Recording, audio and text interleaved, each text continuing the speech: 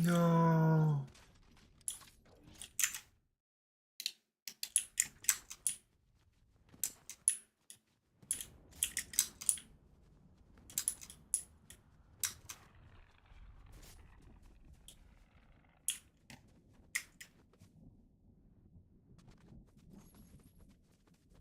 Dude.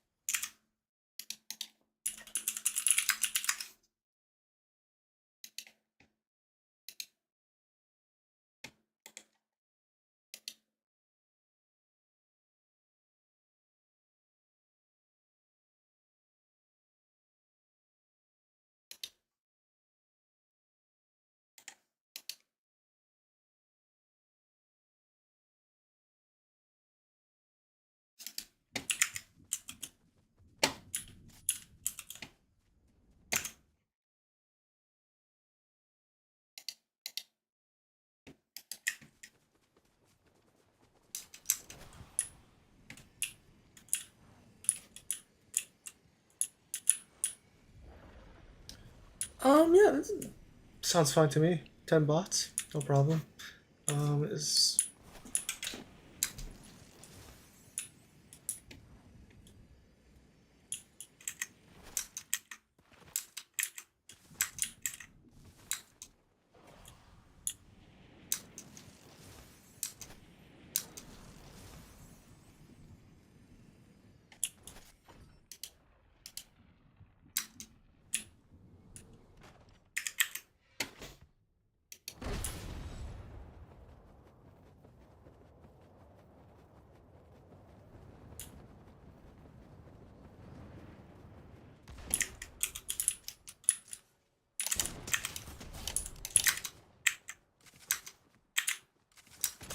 oh fuck, dude. God damn it.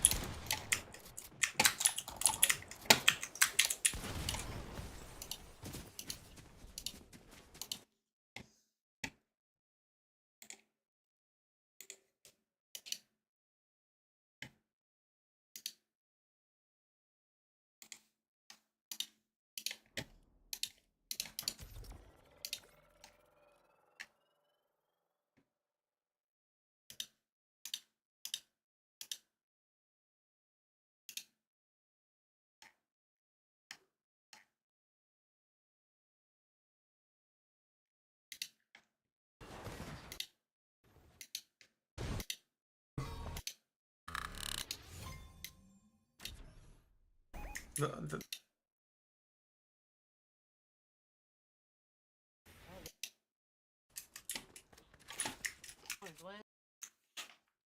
They have that much. Never thought I'd see the day. That makes sense.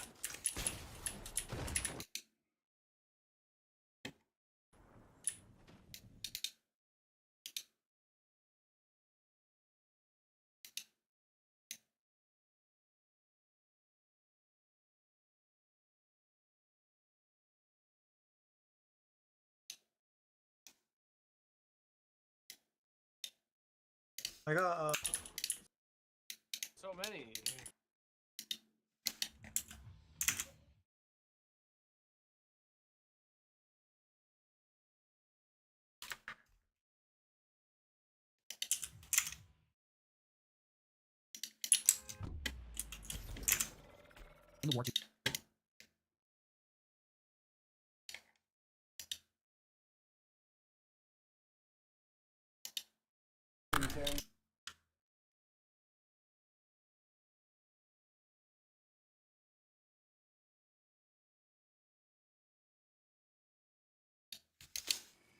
Region who went to a Jiffy Lube in the last 72 days. That level of micro-targeting is something a lot of ad buyers now expect, and like it's a huge part of how CPMs can get so high on platforms like YouTube. But sometimes these advertisers will serve entirely different versions of the same ad.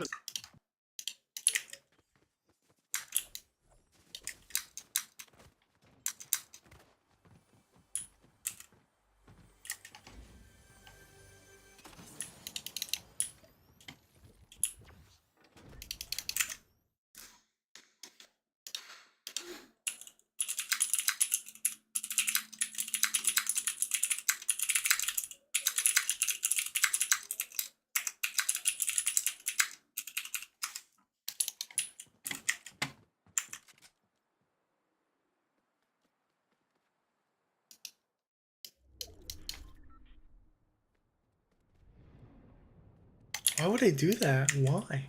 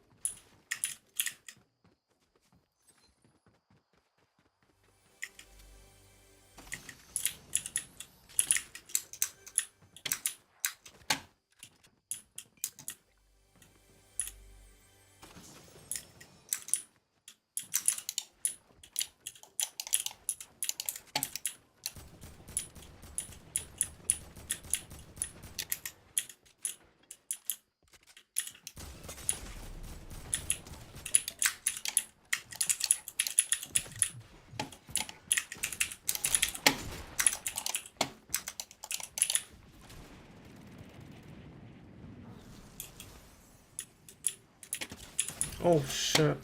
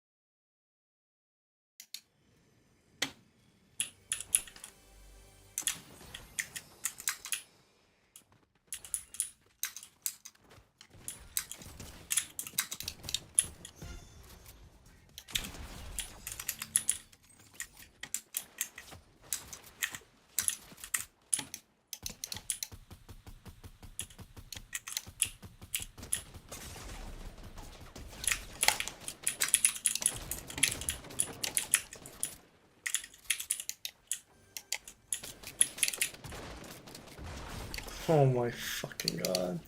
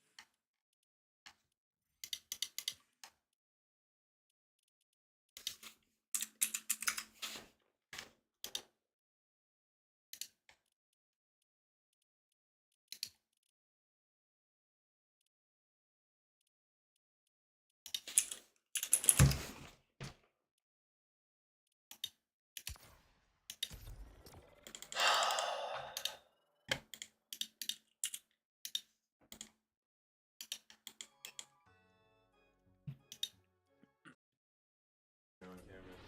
Yeah. So like having to like talk to people while also like monitoring the chat and communicating with the chat. You It's just gotta fine. get used to it. Yeah. I mean, I also don't really look at it that much normally, but really, you know, we're just chilling in here. That's why I'm looking at it. But they are usually the first to be like, "Stop looking at your phone." Okay. Like they'll get annoyed if I'm doing an IRL He's stream Filipino, outside and I'm I looking didn't go at my back phone. church. They'll be like, "Why are What you was looking the at your phone?" premise? It's like, to see what you're saying. You know? Crazy concept. I know. It's like a pretty like new thing too. What like a few years ago that people started doing like IRL streams, right? Yeah, I mean, people have been doing it, but it definitely became like way more popular and like since post. Hey, tell pandemic, Sneeko I to would say. embrace being Filipino and go to church. Like, Yeah. Afterwards, do you guys want to come back here just for a second?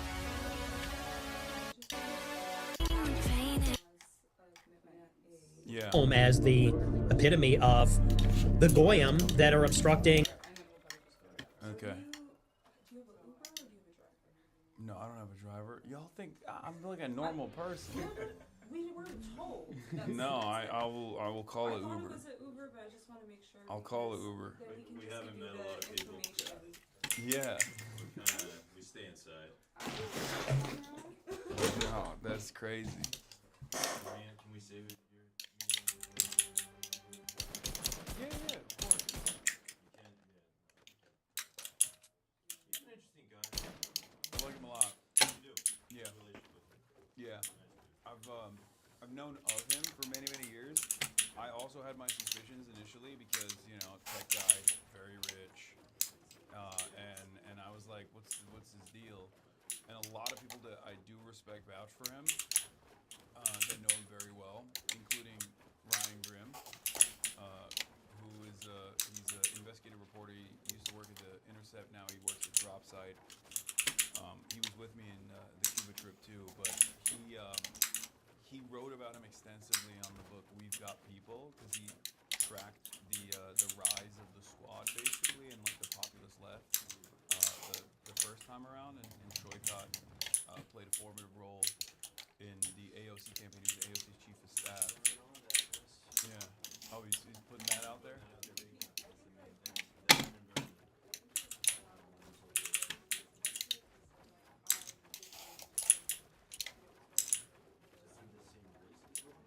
Yeah.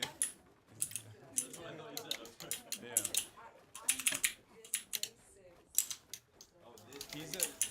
The thing is, he's a really good national candidate. Like, he has incredible policies. If you look at his like policy papers, he's a think tank, because he's been doing this for a lot longer than he's like been running, right? And him and another guy were the architects of the Green New Deal. So like they're policy wonks, but in a good way, not in like a annoying, you know, neoliberal way. But he's a really good national candidate. But he has, I feel like a lot of people in San Francisco are not trusting him, especially the left. Yeah, and they think. Yeah. Yeah.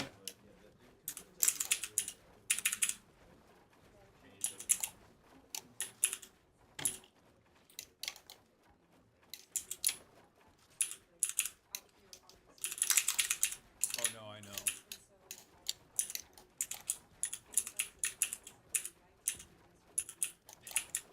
Yeah, no, I mean, he's like 100 million, right?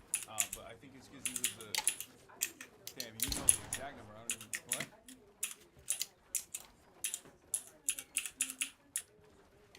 Tom Steyer? Oh. Yeah.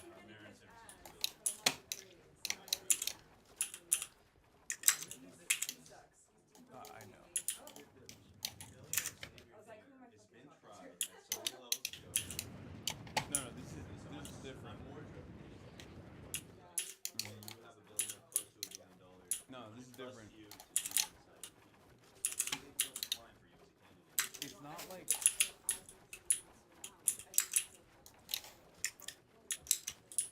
A lot, yeah. Tom Steyer is another guy. You had obviously Michael Bloomberg. You had, I mean, you have J.B. Pritzker, I guess, is like an analog of success, but You have a guy named Donald Trump. I forget. No, he definitely is now. But I always forget that Donald Trump's was a billionaire, because he was like kind of fake. Like, he wasn't like a real billionaire, I don't think. He definitely is now.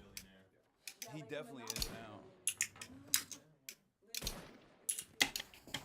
But yeah, but what I was saying is like he is separate from his, you know, centimillionaire status. He has been doing this work for a very long time.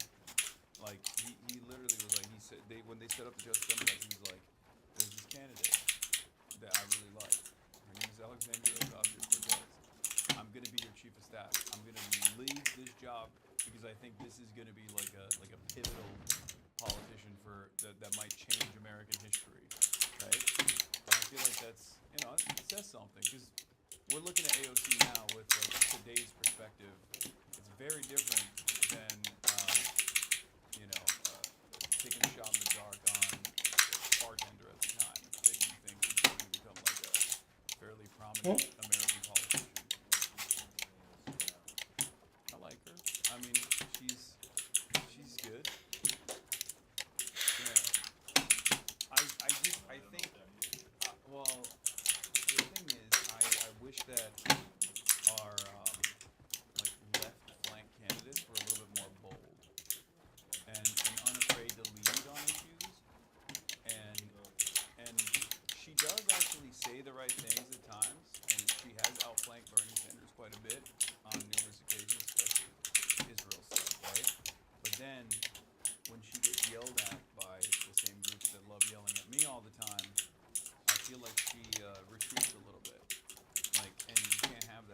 just gotta push through and like you gotta be a little bit unapologetic and a little bit like Donald Trump almost, where you're like, no, this is the right thing. Shut up. Yeah. Yeah. Democrats can't, so we have to raise that. Yeah. Go to it. No, but that's what I'm saying. I think there's an opportunity. We'll see, because No Labels ran an ad after this last like week and a half of like Hassan is a dangerous radical anti-Semite smears that I've been getting, and it's really stupid. Of course, obviously, that's why you guys invited me here. Yeah, it's all gonna be.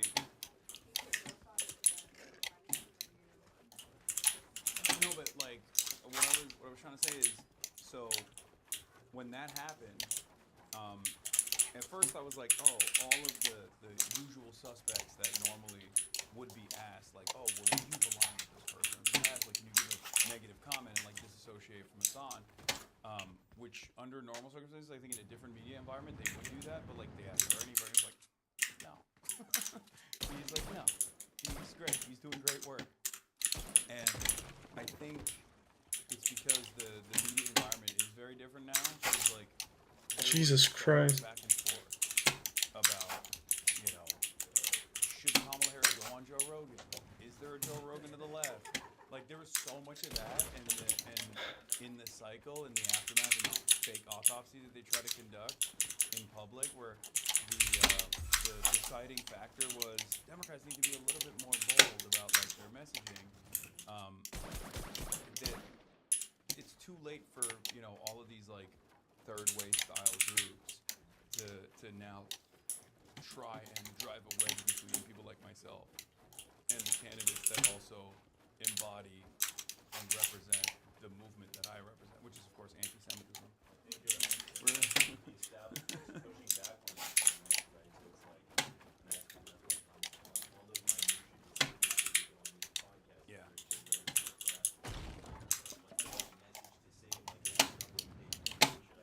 Yeah. All those little things they fucked up on every single one. Yeah, but And then people love that, so they see this person as incredibly fake, and they felt like he was the least big one, and his house. yeah. But also, are we ready to go? All right. Well, do you want to keep us in the kitchen area, maybe? Do you want to walk up while that's on? Oh, yeah. Yeah. We can do that. We can do that too.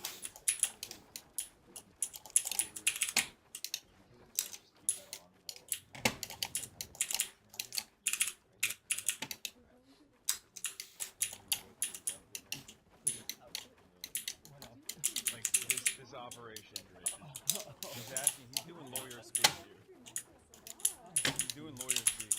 You don't have to answer that. You don't Okay, have, you're right. my client doesn't have to answer that. No. I am pleased. That's what we were. Long and fruitful relationship. That's what we're gonna do. If you guys have.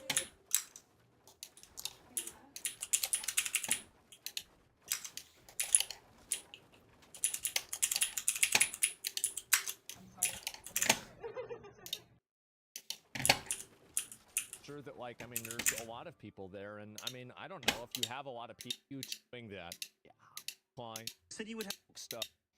People before you know. X, yeah. Total shitholes. It's a damn. Like, I was also talking about Bukele doing it. I mean, effectively, these are all the same actions, right? Happen, really. It shows how radical guys are when you sit there and say you love watching videos to modern people. Take back Well, let me go back. I'll pull this up. I'll show you these ideologies and groups of people that are not American. Do you think that the people in the United States that are working in the best interest of countries, ideologies, and groups of people that are not American, do you think that that's a problem? Do you think that's a problem? You're trying to tone police me what I'm talking about. Like, I was also talking about Bukele doing it. I mean, effectively, these are all the same actions, right? You're trying to tone police me what I'm talking about. Like, I was also talking about Bukele doing it. I mean, effectively, these are all the same actions, right? So they're like taking money from my foreign government. All these people corrupting our system, healthcare. So then you agree with doing that, then, right? So you just don't like the fact that he did it. You don't like him doing it, but you like the idea of it. Is that what you're saying? Because like that's fine, that's okay. Like I don't really care about Saddam one way or another. Who the fuck goes on in Iraq? Who cares? All I'm saying is that what I say, exactly right. I mean, did it not work? Of course it worked. I mean, they're taking all these people slaughtering him. Yeah, I think it worked. I mean, like, do you think that like, I mean, think about the fact that it took that long for us to do it. Think about that. And honestly, like, I feel like I took him out. I mean, think about the fact that it took that long for us to do it. Think about that. And honestly, like, I feel like I thought Saddam was our ally. Same with Gaddafi. Like, I thought these guys were on our side. And then for some reason, we went and attacked them. Oh my God. Telling me to replace kill with jail? Yeah, bro, I put him in jail. Absolutely. And U.S. supported Saddam from 1980 to 1988 when he invaded Iran. U.S. gave intelligence, weapons, and tech, and even supported his use of chemical weapons. Yeah, bro, like, that was our guy for a while. And I don't even know what to say. We're against petrodollar, that's why he got taken out. Who knows? And they propped him up to take him down. Yeah, it's the CIA retirement program. Not a good one to be in. Gaddafi was part of it. Saddam was part of it. You know, people say Osama bin Laden might have been part of it. There were a lot of people part of the CIA retirement program. Doesn't work out too well. Jesus Christ. My mother tried to set me up, you know, to have. Her mother tried to set me up, you know, to have the baby. You know, she ejected my sperm in her and ran in the bathroom and locked the door, and that's how we had her. Really? Yeah. You know, truth be told, she don't even know I know this. Wow. But I'm telling it on to the world. How do you know that? I'm smart. You know, when we was having sex, you know, when I came, I used to come on her stomach. You know, I used to fold my towel nicely by the bed because I would want to wipe it off of her stomach. This particular time, she chose that she wanted to have a baby by me because I was the best thing that ever came into her life. Most of her relationships only last for 2 months or whatever because she was a promiscuous woman. Oh, I didn't know at the time. I only found out this thing by reading her journal. She didn't know that I read her journal either. Oh. You know, so during that time, I did what I do. I had a good nut, and I nutted on her stomach. This time, I went and got the towel and tried to wipe it off, and she hit my hand so hard, I thought she hit my hand like a home run, like a baseball player do a baseball bat. And then she went and... Her mother tried to set me up, you know, to have the baby. You know, she ejected my sperm in her and ran in the bathroom and locked the door. God damn, what the fuck, man? That's insane, isn't it? Oh my God. And Piers Morgan's just sitting there, he's like, yeah, and then what? And then what happened? What about after that? She did hand right? Dude, I've been seeing a lot of people making comments like this. Trump's biggest mistake was trusting a white woman to do a black man's job. Bro, everybody's been saying this. Let me go and find it. If only the Supreme Court looked like this. Brother, if we had a Supreme Court that looked like this, there would be no more problems. Yeah, bro, we wouldn't have any problems, any other bullshit, anything else going on. It would just be, everything be fine. Everything be okay. And this would be amazing. Patriots only. Who is that? Clarence Thomas. And yeah, true, brother. I hope, I do hope he's getting older. I hope he'll probably retire at the end of Trump's term. You know, he's getting to be definitely an old guy. And, you know, like if Trump can appoint a new person. But I don't know if it's going to happen or not, right? I don't know how his health is. But is he a Chief Justice? He's like maybe second, I think. I don't know. And can the Chief Justice become Supreme President? I don't know. No, we need him. I know, bro. Like, I don't know who they can replace him with. I really don't. And like anybody else. Oh, this is the woman. This is the woman yesterday that said that you become Japanese when you steal a wallet in Japan. You swear allegiance to Japan by stealing a wallet. Oh. For the word woman. Can you provide a definition for the word woman? Can I provide a definition? Yeah. I can't. You can't? Not in this context. For every time I say your life, his 80,000 over the year. Think of the and he is and. So I don't know what the problem. I haven't noticed that. Doing what? Has that been say what? While doing what he had chosen to do, protecting the city, he stepped toward danger without hesitation, and he did it as part of a life that was defined by service. Yeah. I am deeply disappointed. This last year, I know. And have a biased view and pretend like you're a real honest journalist. I appreciate every form of the government is enforced by a form of malicious compliance. So you have a lot of people longer. This year to eat. on this stuff by their parents. Really good looking and well spoken. And Twitter, I would ask you. Week 3. Paid for 24. They want to have the moral of 1 or 2. And so I find that we can connect over that, but then also. You really think that they're not doing that? Like, I Train them. and I think right, just killing people that don't do what you want, and just Grocery bill. yeah, there it is. A big. What is this? I think this must be it, right? Let me make sure that I got the right one. Let's take a look at it. Guess what happened at the end of the.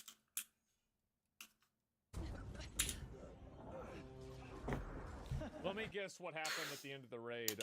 They vanquished the threat, but Zalatath comes in to basically maintain that there's a larger threat. Like, is that pretty much what happened? Watch.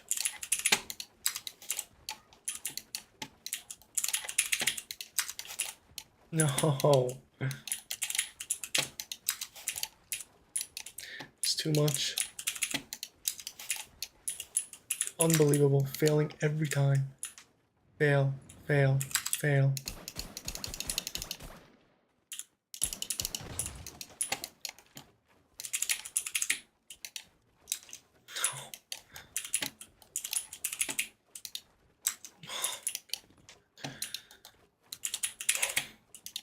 Boom, no fail.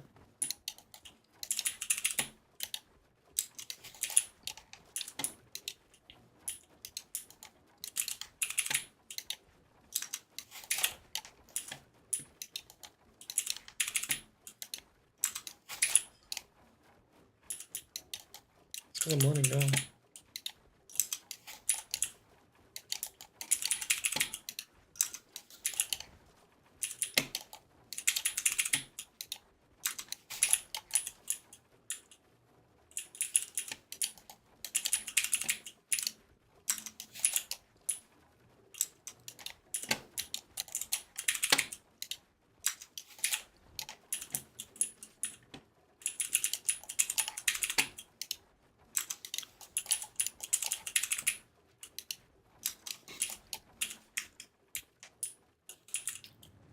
I don't understand.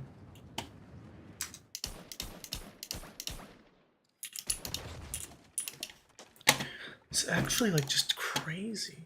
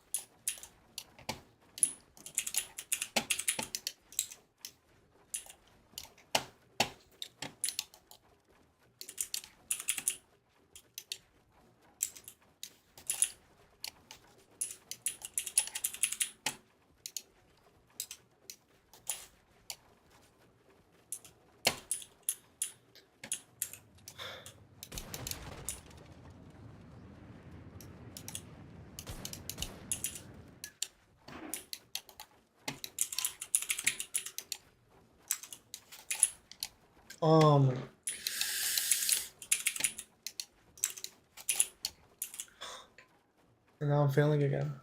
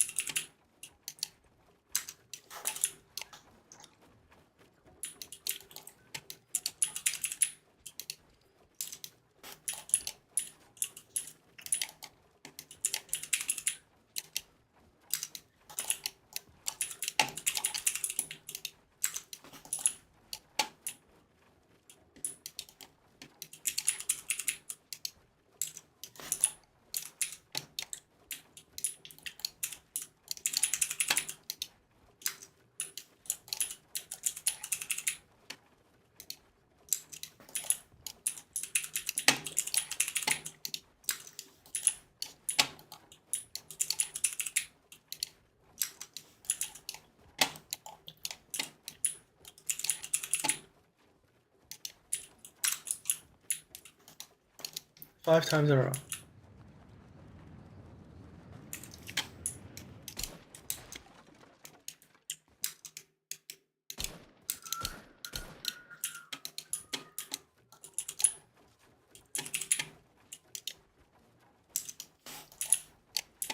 One.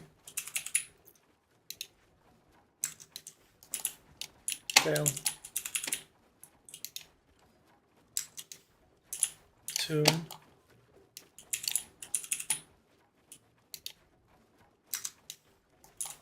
3. 4.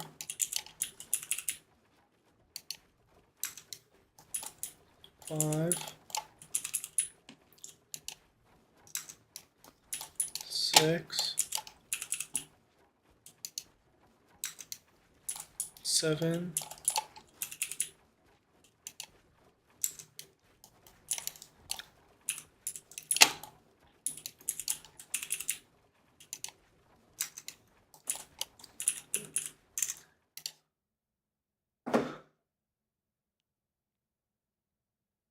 Yeah, okay. You windrunners. You just don't know when to lay down and die.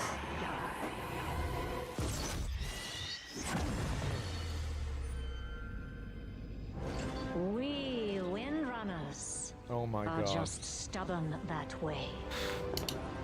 You? I honestly didn't factor for you. Death comes for all, Zalata. Even your wretched kind. We'll finish this another time, perhaps.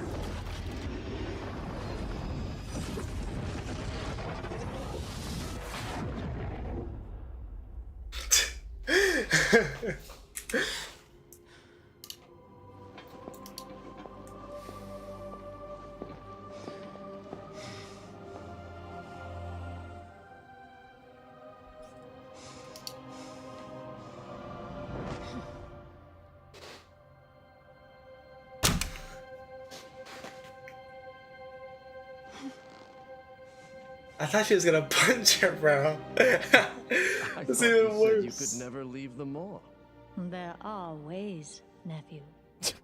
But I love how he just calls out the fact that there is this obvious, extreme, complete, logical, like, wait a minute, I thought the lore said this couldn't happen. No, it can happen. they do take their toll. Regardless, you told me that Silvermoon was in peril. That it needed its Ranger General one last time. Sylvanas, if the Maw cannot hold you, then maybe there's a way back for you. Back to us. Oh my god. Penance. My true work has only begun, little sister. The Shadowlands are not at all what they seem. I cannot rest until I've uncovered the truth. Still, I hope to see you both again. Before the end begins.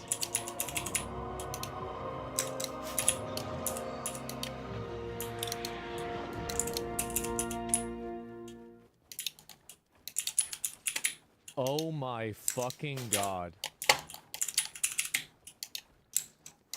I don't understand how can something be how is it possible that I mean I just how does it like it's actually it's so fucking bad. It's so cringe. It's so lame. I just cannot believe this.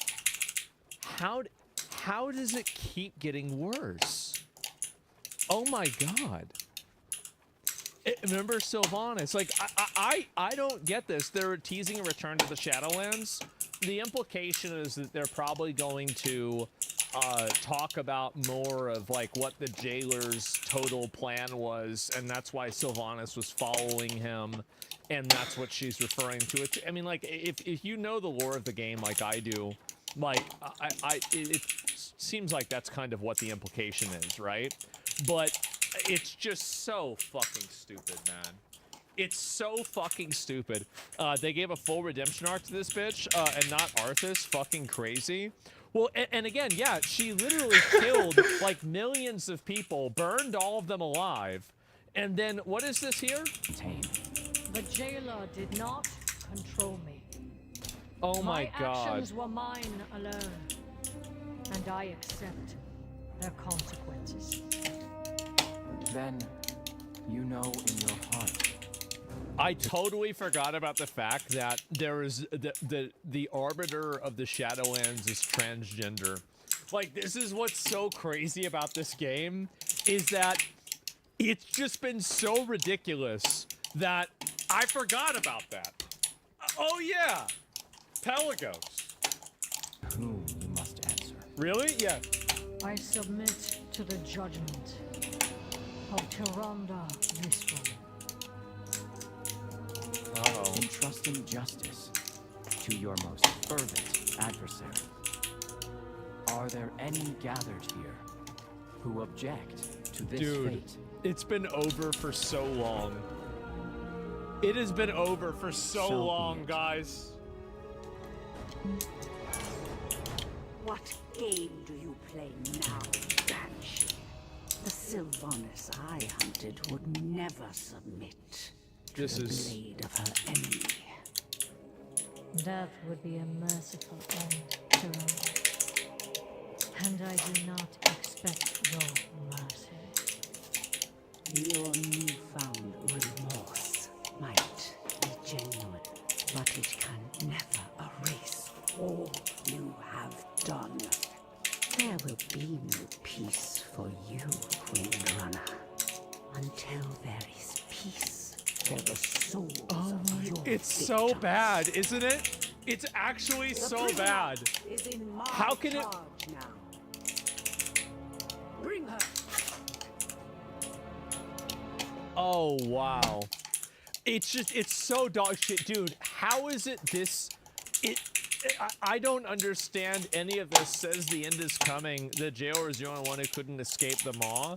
The Shadowlands is not what it seems. Somehow Sylvanas has returned. Watching my body pillow queens 1v1 was not on my play card for the expand. Okay. Why are my two favorite mommies aura farming each other? Dude, it's a new audience, man. Like, I'm gonna be real. This game is just not for me anymore. It's just not for me. And I get it, right? I mean, they're doing their own thing, and I'm happy. This is great. They've got their own little world that they're living in, but I am not a part of it.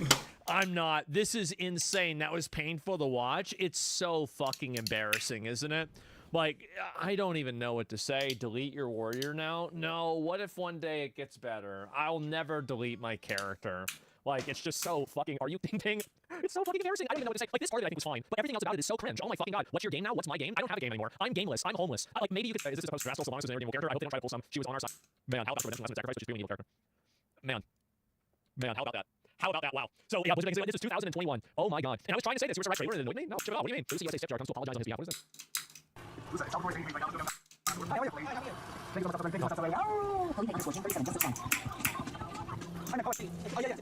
Oh, wait, something. I couldn't pay attention. Like, what do you think?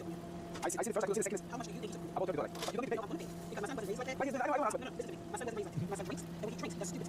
I want to pay you that because you don't deserve to be stolen. You get to the service. I appreciate it. So if we take $30 for that, $2 get Good. Because, like, to me, I was like, okay, you're gonna run defense for something, fucking idiot. But if he's actually getting treatment and something's happening, yeah, thank God. Okay, guys. Yeah. I'm sorry. I like peace. Okay, come on, guys. Yeah, I want to. Yes. Please, I always love peace. Respect love. That's what I always love. Right. Thank you. Good night, man. Thank you so much. Thank you, man. Thank you. That's amazing. That's actually really good. Hopefully you can tell.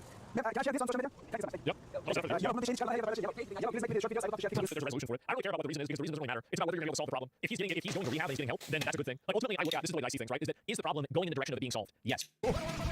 Position. It's basically a fake job. Yes. Thank God. Get rid of all fake positions. Fake jobs for women in these companies is the biggest placement level. Oh, oh my God, man. Like that. And Song, you hear what you like saying? What is this here? Oh God.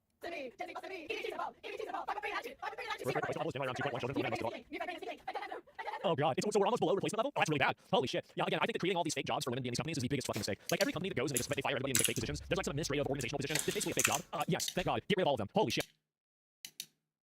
You shouldn't be using it if you're just trying. You gotta hit them a couple times. Everybody knows it. Like you play the game? I heard it there. Quick, and I find it offline. California is $24 billion more than Somalia's worth. So they spent an entire African country's GDP on getting rid of homelessness inside of one state, and it didn't. So for this game, choose to use. There's a lot of.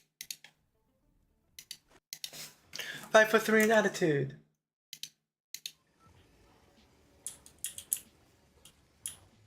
So we're trending towards total war in the Middle East, which is interesting because the United States has not fought a total war since Vietnam, maybe, might have to go back to Korea or even World War II.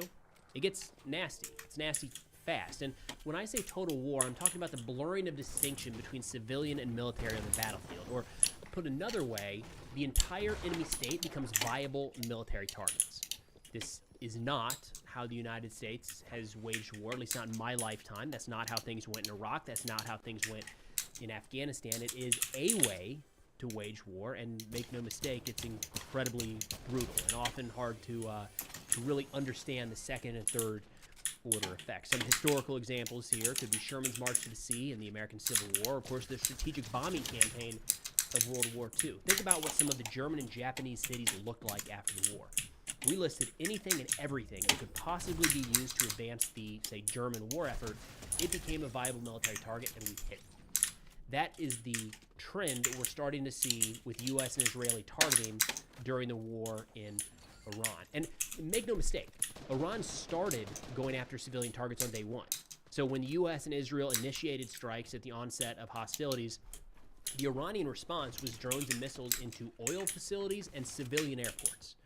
Right? So what we're seeing right now is the United States and Israel effectively saying, if you're not going to play by the rules, then neither are we. And, you know, does that mean that we just see a faster path to a more decisive victory for the stronger side or stronger alliance? Or does it open Pandora's box because we've never really been here before, at least not in modern times, and we don't actually know where this could all go? I mean, we're going to find out one way or the other because this is happening right now. In fact, just a few hours ago, President Trump announced that we've started taking out Iran's bridges. Quote, "The biggest bridge in Iran comes tumbling down, never to be used again. Much more to follow. It is time for Iran to make a deal before it's too late, and there is nothing left of what could still become a great country."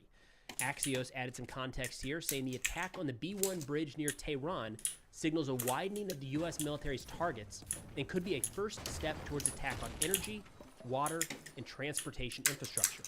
They quoted a U.S. defense official saying the bridge was attacked because it was used by the Iranian armed forces to try to secretly move missiles and missile parts from Tehran to launch sites in western Iran. In response to this, the IRGC issued a statement naming 8 bridges across the Middle East in Kuwait, Bahrain, the UAE, Jordan, and Israel, saying maybe we should knock those down if you're going to start knocking ours down. And this gets tricky. All right, so we're talking about kind of the elimination of norms, maybe is another way to put this, taking the gloves off. And, you know, bridges are viable military targets. The way that the U.S. defense official explained that bridge made it a viable military target. And this goes back throughout time. Like, those are sensitive locations for any military. And it's no different here. So if that was used by the Iranian military, then yes, it is a viable target and can be destroyed. You want to take that ability away from them, limit their ability to maneuver. In this case, you could refer to it as dual use because bridges generally can also be used for civilian purposes and not just military. But what you're seeing when we see a move towards total war is not automatically everything is illegal or not everything is a violation or a war crime. It's just an expansion of what becomes acceptable. So last week, we weren't hitting bridges. Last week, we weren't hitting desalination points. Last week, we weren't hitting overtly civilian infrastructure. Total war opens that up, and we start to see more and more of that. In fact, Israel, on their side of things, has a great example where just yesterday they announced they hit a pharmaceutical facility. Quote, The IDF struck a factory that systematically transferred chemical substances to the Iranian terror regime designated for the development of chemical weapons.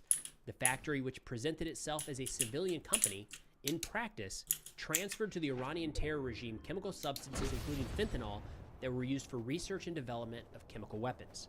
The New York Times added some additional commentary here, starting with a quote from the Iranian foreign minister, so recognize the sourcing here. Quote, he said that Israel was openly and unashamedly bombing pharmaceutical companies. They quoted the head of an economic think tank, the Boris and Bazaar Foundation, which tracks the Iranian economy, who said that a dual-use argument would not hold up if the entire site was demolished. Quote, if you're destroying a pharmaceutical facility, even if you could identify that certain chemicals might be used for military purposes, it doesn't really matter because it's not even collateral damage. The primary damage is civilian, the collateral is military.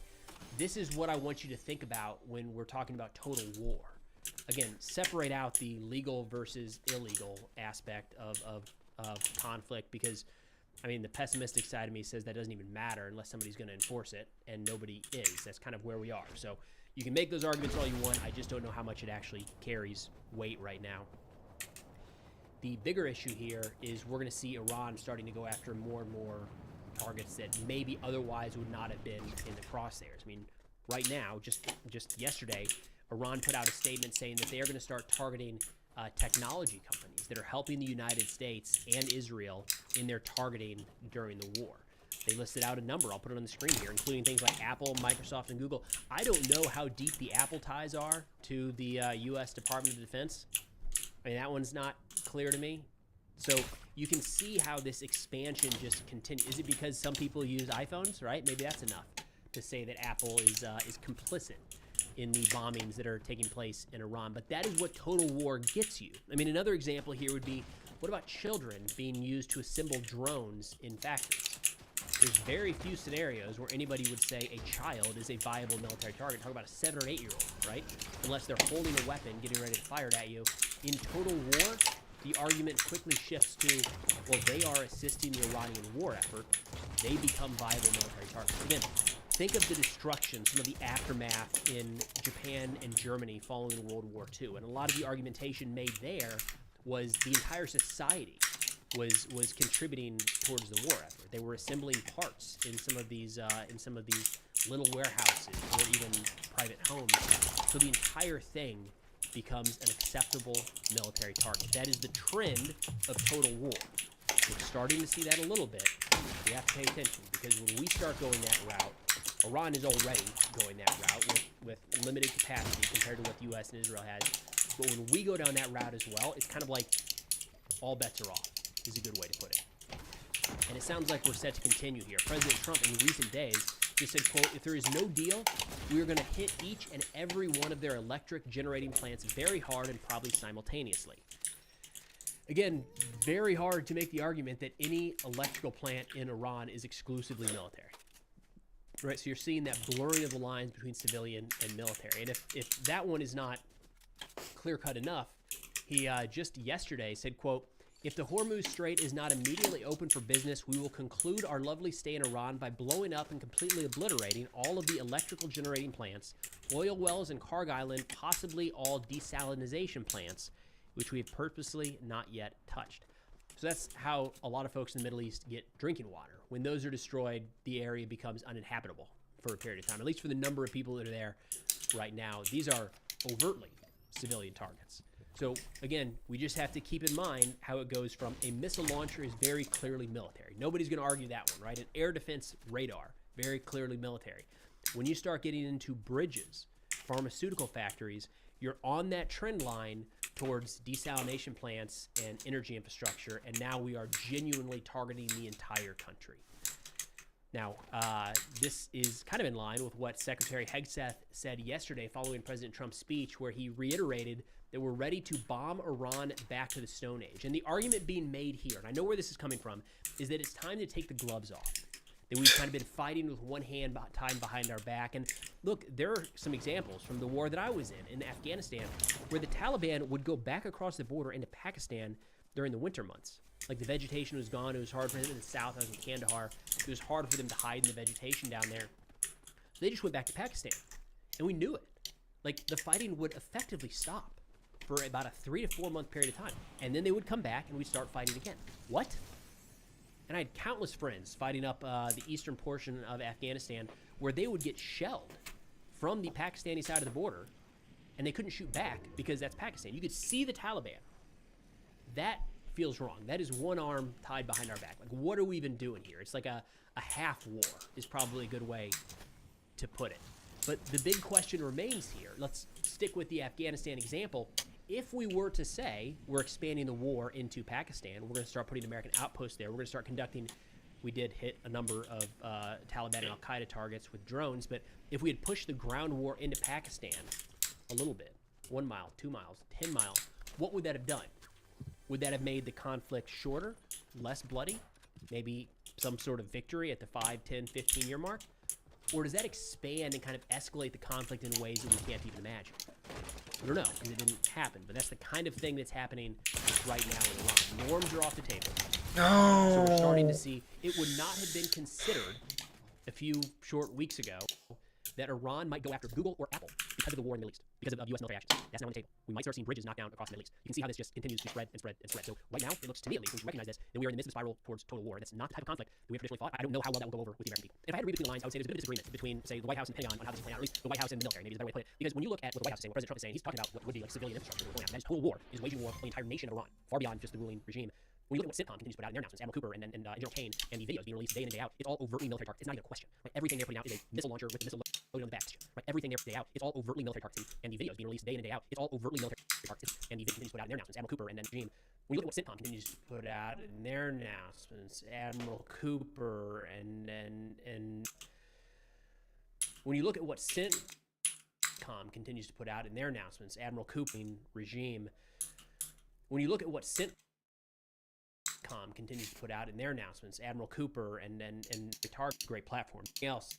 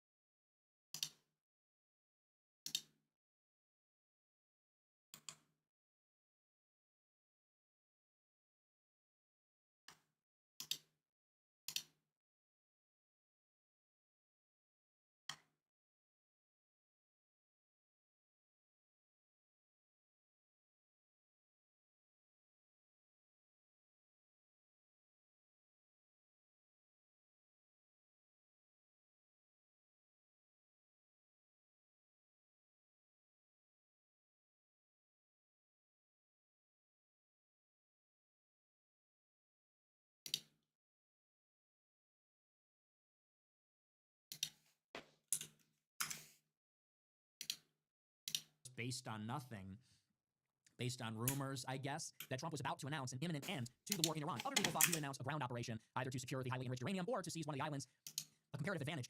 Once again, if you can't get them to cooperate, you need leverage. So we might get both. We might get both. An operation to take the uranium and an invasion of the islands. Look the other way. Told us to be indifferent to it. Told us that was a distraction. Told us that wasn't a real issue.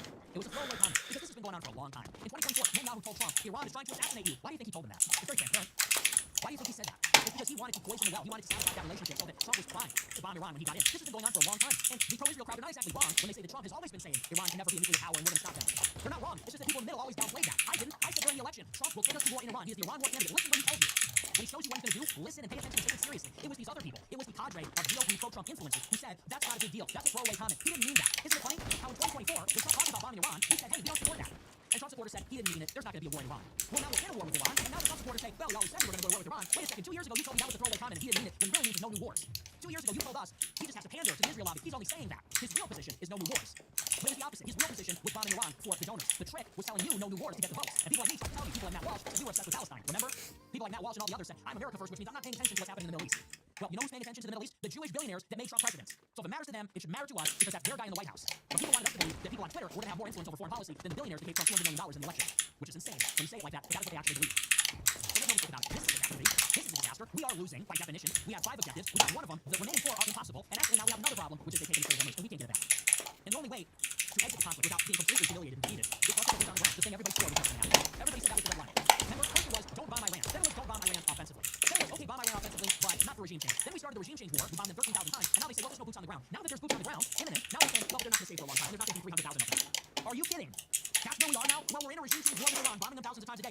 invade, but it's not going to be 300,000 soldiers. They're not going to stay for years. Oh, what a relief. That's great. So glad. And these are the people, again, for years, they told you to look the other way. They are the problem. Because they're the traitors. They're the people that actually have credibility, and they use it. They told you, I'm America first. I just don't care that much about Israel. Look over here. There are idiots out there that think they know better than me. They say Nick is just too preoccupied with Israel. He needs to move on. I'm the only one that's been fucking correct. Or maybe I'm preoccupied enough about Israel. Maybe there's a deficit. For all these people that were surprised to see how this played out. I'm too fixated. Maybe you're not fixated enough. I hold Matt Walsh accountable. You know who the real problem is? It's guys like Matt Walsh. It's not even really Trump, although obviously he's part of it. It's not even Ben Shapiro or Mark Levin. It's people like Matt Walsh that got us to this point. And you want to know why? Because for the past 2.5 years, there has been a very vocal and loud and growing movement of people that are trying to wake up that Jews control this country and they are destroying this country so they can build their superpower in the Middle East. People are becoming aware. We had an opportunity to fight back, but our own side on the right wing was telling us, you're crazy. That's not happening. You're just obsessed with Palestine. You're a third worldist. You're spiritual and leftist. These were the things that were being told to us. This is not a surprise. I said it 2.5 years ago this is where things were headed. And you might say, why didn't people listen? How could people have missed it? It was so obvious. In retrospect, it was inexorable that we would end up here. How could we have been so blind? I'll tell you how. Because all the people that were trying to sound the alarm in 2024 and 2025, they were being confronted and called third worldists, spiritual leftists. You're not serious about politics. You actually just want to lose because psychologically you hate winning. All this nonsense. And people bought it because they wanted to believe. And they thought the real America First position was to look the other way. You have to focus on school board meetings. School board meetings. Why? Because your kid is going to learn the training. I don't know. They're on TikTok. I think they know that. Honestly, homeschool them if it's that big of a problem. We are a global empire. It's kill or be killed. We're going to die here. What do you think happens when people stop buying the dollar? What do you think happens when demand for the dollar decreases? It means we can't borrow anymore. What do you think happens when we can't borrow money anymore? All these trade surpluses we're running, all this debt that we've racked up. How do we pay for our entitlement welfare state? How do we pay for our military? How do we pay for anything? What does this country even make? What does this country even make? Do we make furniture? Do we make children's toys? Do we make cars? Do we make machines? Do we make parts? We make nothing. So what do you think happens when they call to collect? What do you think happens when nobody's buying our dollar anymore? What do you think happens when we fail? Inflation spirals out of control. Everybody goes bankrupt. Nobody's paying their credit card. Nobody's paying their car payment, their mortgage. What do you think happens when all these AI companies explode and they stop building more and buying more commercial real estate? What happens? You know, Daniel Leary. The job market's frozen. People are now becoming unemployed. We have 50 million illegals. Where do you think all this is going? And people say, don't pay attention to that. Just focus on these provincial, parochial type things. We gotta focus on the real issues. Snow White is black. Ariel is black. My daughter lost her soccer game to a tranny. Okay, whatever. And to this day, they won't acknowledge it. To this day, they won't acknowledge it. That's the problem. It's these people, they're still hanging on. I saw this dumbass the other day. I might be wrong, and if I'm wrong, I'll admit it. And this is just a hunch. Don't shoot the messenger. I'm still pro-Trump, but I think he messed up here. It's like, wow, still can't let it go, huh? What's it gonna take? People are literally gonna have to wait to see the flash and then feel the shockwave and the heat wave before they're like, we were wrong. We should have never trusted the plan. They're gonna see a bright flash, go blind, then they'll feel the shockwave, all the glass breaks, face melting. We were wrong. I guess I was wrong. We should have never trusted the plan. We should have voted for Ye. We should have voted for Kanye. We prefer the Gimp mask. Being a cuck isn't that bad actually compared to this. Now we're dead. Now we're melting. What it is.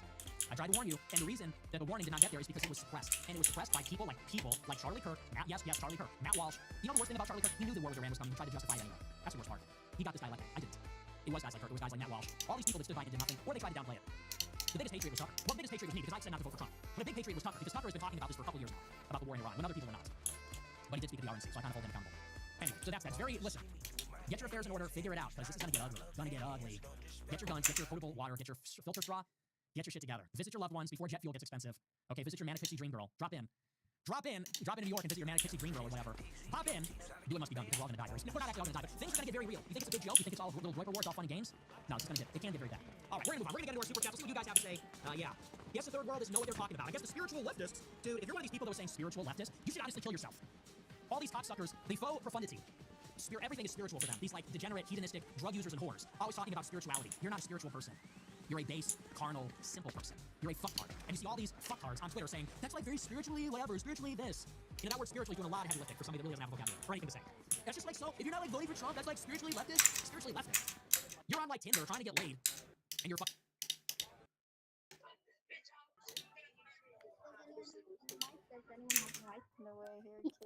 Get more likely that you have a C-section. Do you think about Do from the don't you? I'm just wrong. It's kind of I'll go exchange citizenship. all Not hold up. Really great. So if you don't mind, I will take some time and I'll make this. Of a public, they're like possible or some. So just think about them coming down hard on our ass. Grass. That's it. And Some of these you could argue that one is my daughter's spring breaks. We were like, let's in a formal setting since the onset of hostilities were on a little over a month ago. So a lot of speculation on what this could be. I got a couple ideas we're going to do today. And you can see past the summer. That's 3 days before my daughter's spring breaks. We're like, let's go. Let's spend a couple days on the beach. And I'm really good. I'm really good at dating summer. Really bad. Like that's kind of my thing. So in that regard, mission accomplished. Kept the streak alive. And now I got to deal with this for a couple days. It'll be fun. But anyway, President Trump addressed the nation here in a few hours. So we'll see how this takes. We get to judge this content very quickly here in the next 24 hours. So there's a couple different ideas on what the president might get into. And I do actually think we're here something notes tonight. I'm in the camp that often say speeches or debates, whatever it is, and you go to how to complete. They're wasting my time. They did it all. This one feels different. First off, it sounds like there's not going to be media there. It's just going to be a 20-minute address for the nation. Again, first time president done that since the war began. And really the first one was very, very important. Like not really making case for war yet, but all cap on right? No I was thinking Mar-a-Lago, and it looked kind of ad hoc. Like, hurry up, get in front of the camera and put out announcements where it was. So I think there's a good chance we hear more of the argument for war, not a case being made to the American people. There's a little bit of speculation that this could be the announcement of mission. How he did it, everybody. Let's come on home. I don't think that's the case. There's also talk that this could be saying we're losing ground. Invasion Iran has begun. I hope that's not the case for a couple different reasons. Where I think this is probably going tonight is President Trump going to chastise our allies, try to guilt trip them into helping us open the Strait of Hormuz. And we're getting a lot of indications that this is going to be about allies. And NATO, no doubt, is going to catch them there again. But I think it's going to be addressed all of our other allies around the world, kind of last ditch effort to try to build some sort of coalition to open the Strait of Hormuz before possibly just saying enough's enough around here. Because that's what the indications are in recent days. Now, the White House has been reiterating just yesterday the key objectives in this war. And they lay out 1, the destruction of Iran's missile arsenal, 2, the annihilation of their navy, 3, destroying the terrorist proxies, and 4, ensuring Iran can never obtain a nuclear weapon. Now, they are really kind of stressing that these are the objectives since day one. I would argue that the messaging there has been pretty sloppy, and Secretary of State Marco Rubio just yesterday during a press conference went out his way to say the key objectives of the war in Iran and didn't say anything about the nuclear program, which depending on who you talk to on what day, that is like the number one reason. For some folks, the only reason they're in Iran at all. So to leave that from a senior official, like we'll call it messy communication. Now, the issue with all this is some of these you could argue are accomplished or on their way to be accomplished, or maybe require some sort of agreement with the future leadership of Iran. The Strait of Hormuz is becoming a real thorn in our side. It's not one of the 4 objectives. I think there's a good case to be made that it has become the 5th objective, or the one that the rest of this doesn't matter if it remains closed, and President Trump's praising of it here in a second. That's not something we can fix. We can't talk our way through that, because the way the Strait of Hormuz is set up right now, we'll pull up a map to show the kind of good visual of this area. The way the Strait of Hormuz is set up, we've got Iran here in the northern portion of the screen, Persian Gulf moving to the middle, Strait of Hormuz right here, this narrow stretch. Iran controls that entirely right now. So we've got some good analysis from friends of the channel we'll get into here in a second. But Iran has effective control over what goes in and what comes out of the Persian Gulf. So it's not necessarily closed. They just are determining like who goes through and what. Right. That's a problem. The problem for the United States, the problem for all allies in the Gulf, the problem for the world economy.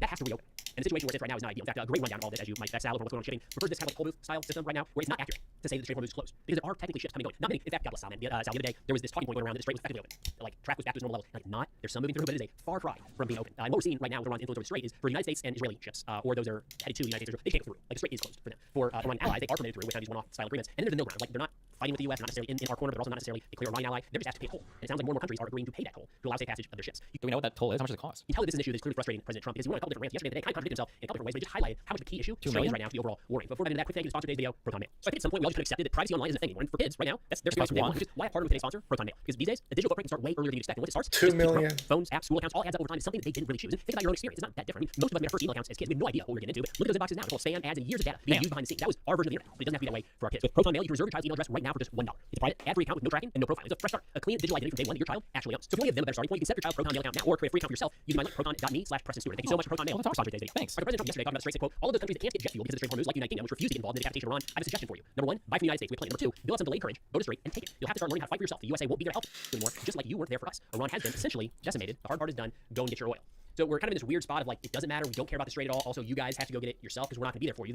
We're not going to forget how you weren't here for us. Is something that we're seeing repeated over and over by the administration in recent days. Again, why I think we're probably going to see them coming down hard on our allies tonight. Now, that message was updated by President Trump just a few hours ago. He said, Iran's new regime president, much less radicalized and far more intelligent than his predecessors, has just asked the United States of America for a ceasefire. We will consider when the Strait of Hormuz is open, free, and clear. Now, a couple notes there. It's not a new president. It's the same president. Thanks. So I don't like. It's the same president. So there's that. Iran has said we're not asking for a ceasefire, so take that for what it's worth. But you can see that President Trump's conditions now are not around the nuclear program. It's not around the proxies. It's not about any of the key U.S. war aims. But the conditions for a ceasefire is opening the Strait of Hormuz. There's a post over on Twitter or X, and I think did a pretty good job summarizing this. This is an angry staffer. They kind of ran through the phases of how we're viewing the Strait of Hormuz. Iran won't close the strait. Iran better open the strait. Iran has 2 days to open the strait. Iran has a week to open the strait. NATO open the strait. I'll bomb your critical infrastructure if the strait is open. I don't care about the strait. No ceasefire until the strait is open.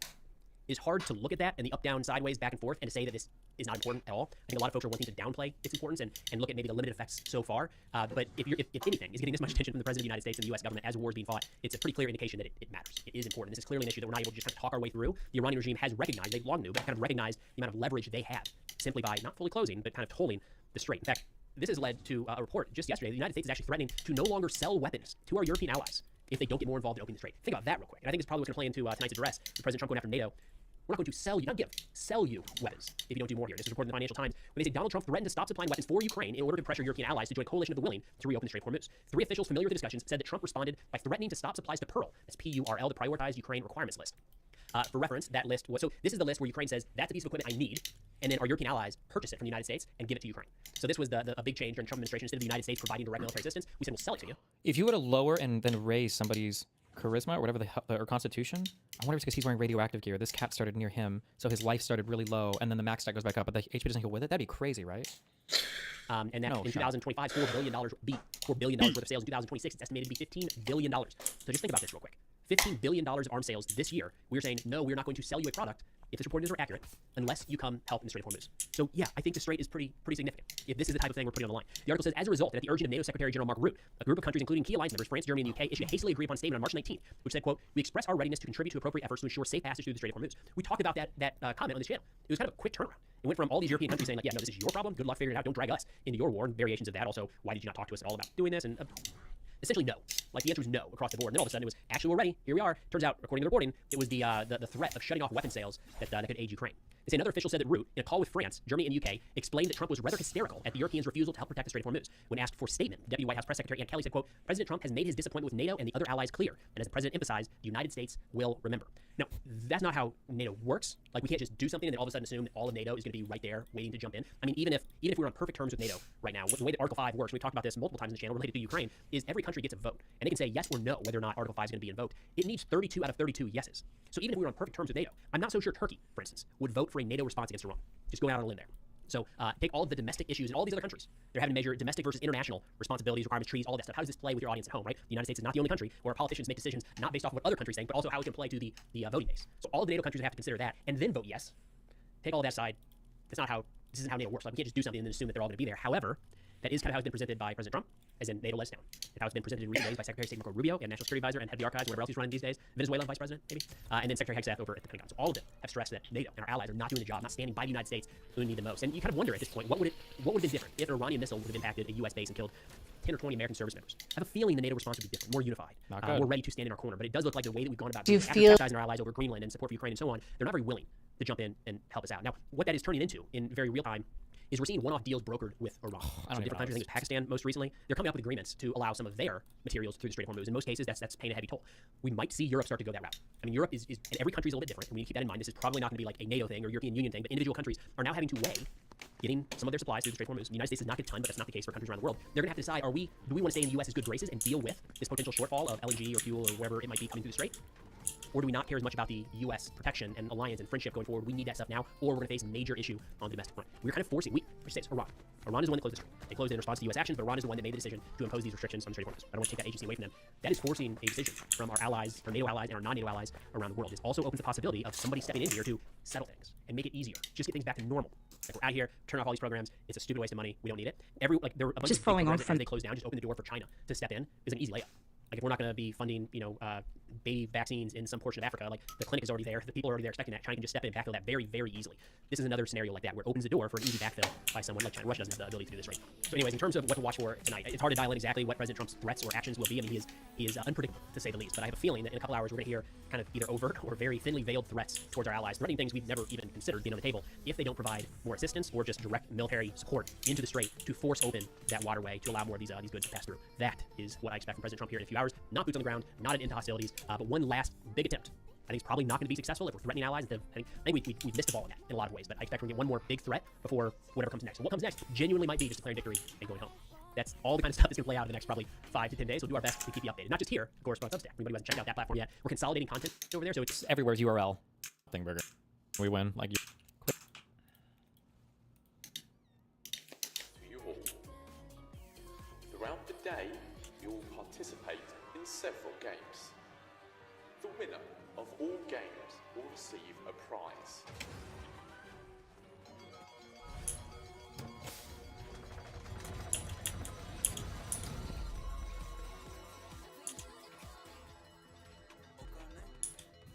We wish you luck.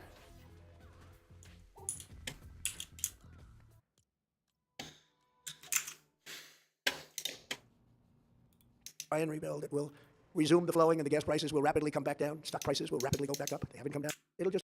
U.S. literally starts a war. Or should have done it with us, as we asked. Go to the Strait and just take it. Protect it. Use it for yourselves. Iran is getting... The U.S. literally starts a war against Iran and then tells everybody else on the planet as gas prices go up, we'll just buy more from us at high prices. Holy shit. It's like shameless. Essentially decimated. The hard part is done, so it should be easy.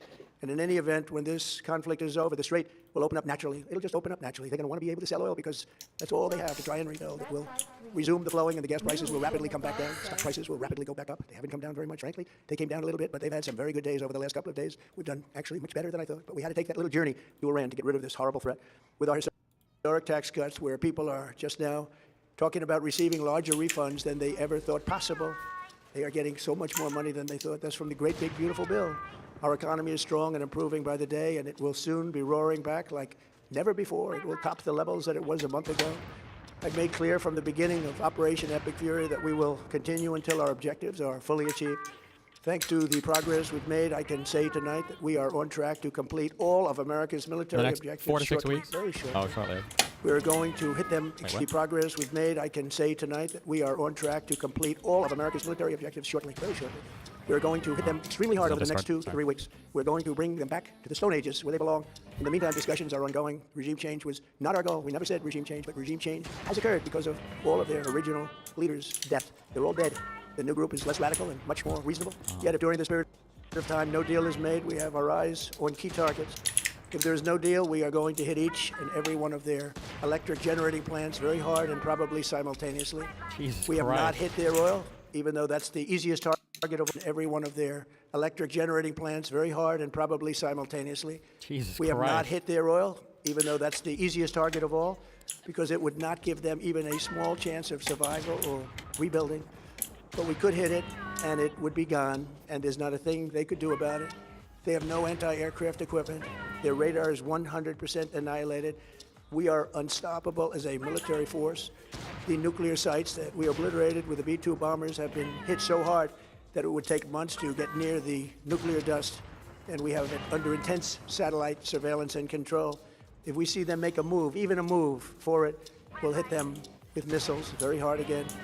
We have all the cards, they have none. It's very important that we keep this conflict You in have no perspective. cards. Remember that. American involvement in World War I lasted 1 year, 7 months, and 5 days.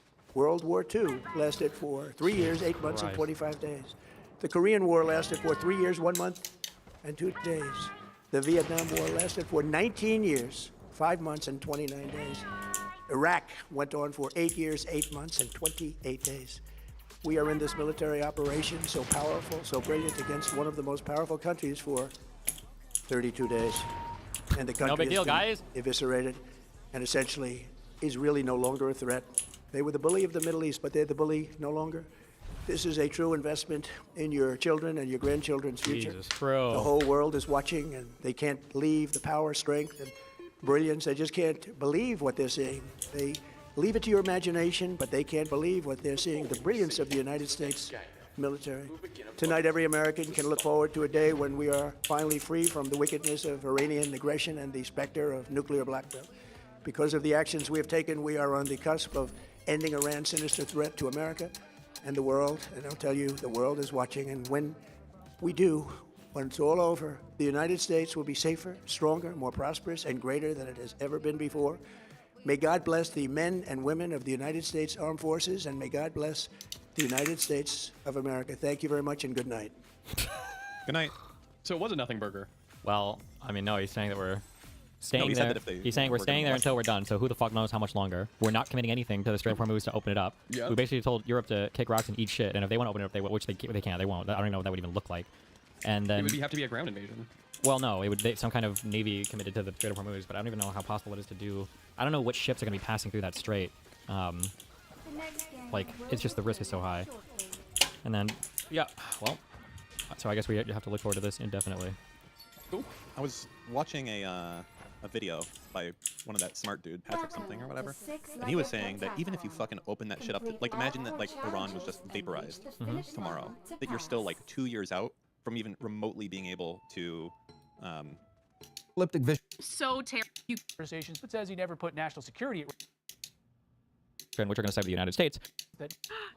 I'm unified side. It's up to the buyer to decide whether or not he wants to. So the option is an option is the option, so the right to do it, whereas the futures contract is a necessity. Oh, if so you for hold futures, till I have to execute my futures thing that I buy. yeah, it's the way it kind of think about it is like it's like a so there's a lot of players that don't do this, but the majority of the volume is people refiners who are going to the futures market buying a contract from a supplier who's selling them, and then they hedge their margins by doing Yeah, it, right? yeah, I and then you have understand. speculators in between, right? Okay. What if I'm selling $500 million in futures, that means that it's the right.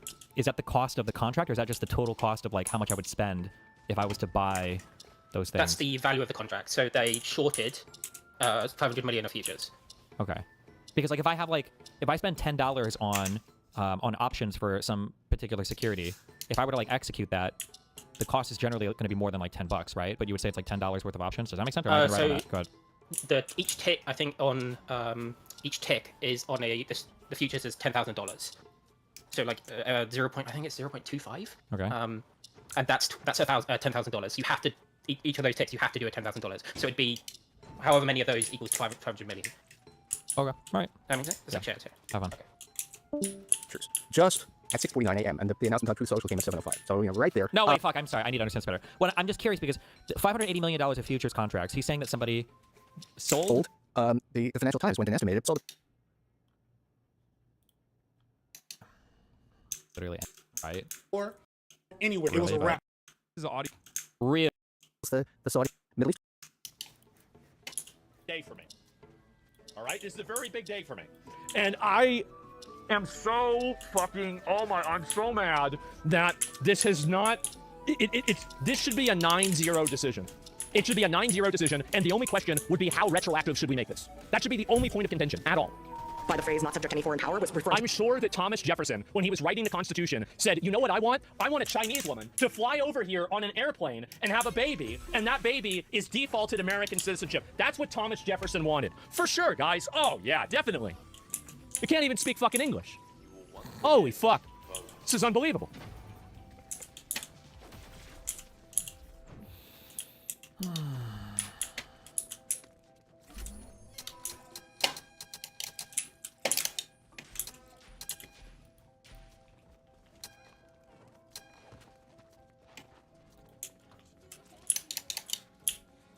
Supreme Court birthright oral arguments. This is scary because I saw who was arguing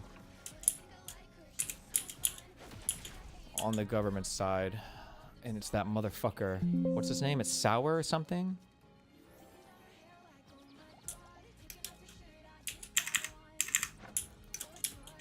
That guy's he's the dude.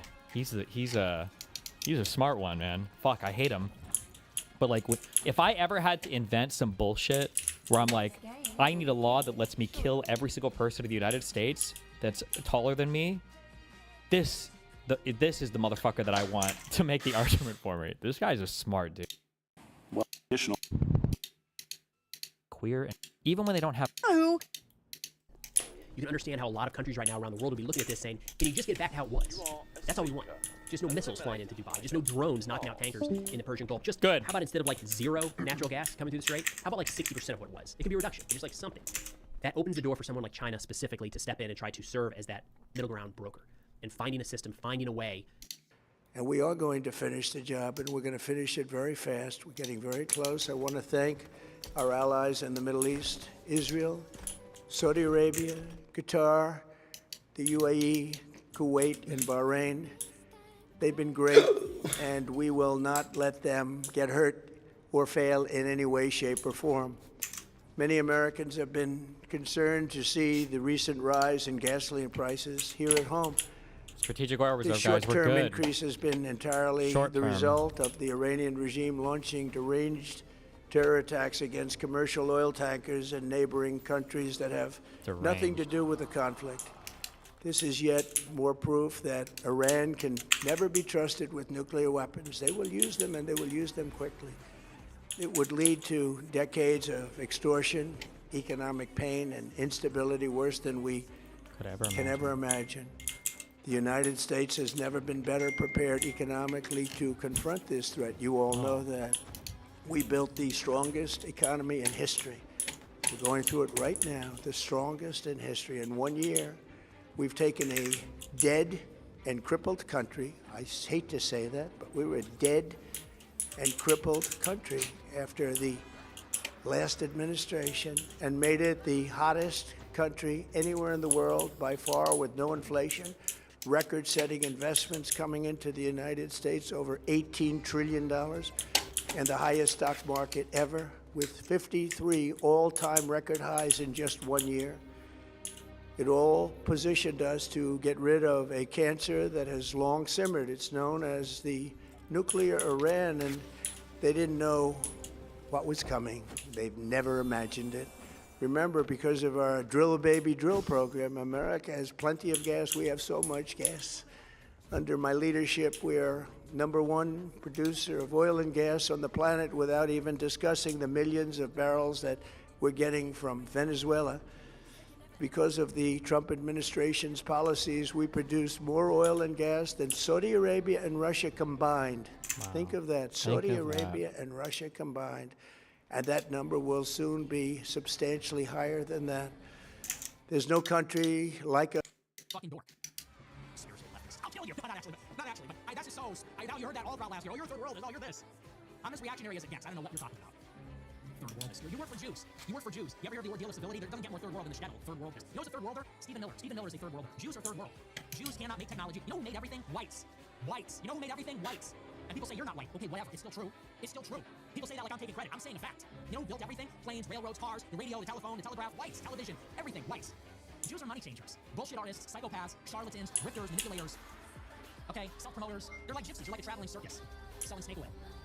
Not to mix metaphors, but that's what they are. And people say, you're a third worldist. Do you think Stephen Miller is one of us? Stephen Miller is from the shtetl. His parents are from the ghetto. His grandparents were kicked out by the Tsar, by a real European civilization. They were in the ghetto doing the fiddle around the roof. You're talking about third world? Why do you think they're so obnoxious? Why do you think they're so fucking obnoxious? They have no manners because they come from the third world. They come from the literal ghetto. Where do you think the word ghetto comes from? So, and they said we were spiritually leftist. Stop. Just stop with that. They have been mind raped by Jews. It's unbelievable. Anyway.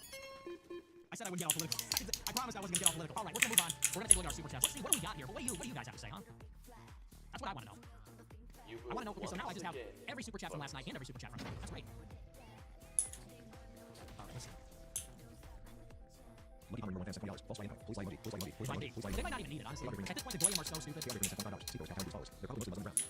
just in his fields. What is this? I don't know. I don't know that I want to go back in on that. Like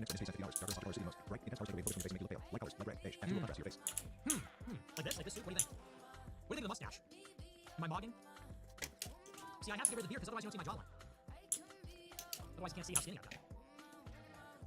Mustache is good. My security hates it. I like it. I might shave it off tomorrow, though. Maybe I'll keep it until Friday. Yeah, I'm loving it. I'm really drinking it all in. I'm drinking it up. I'm drinking it up. Yeah, get a load of this. Get a load of this new look. What do you think of my new look? There's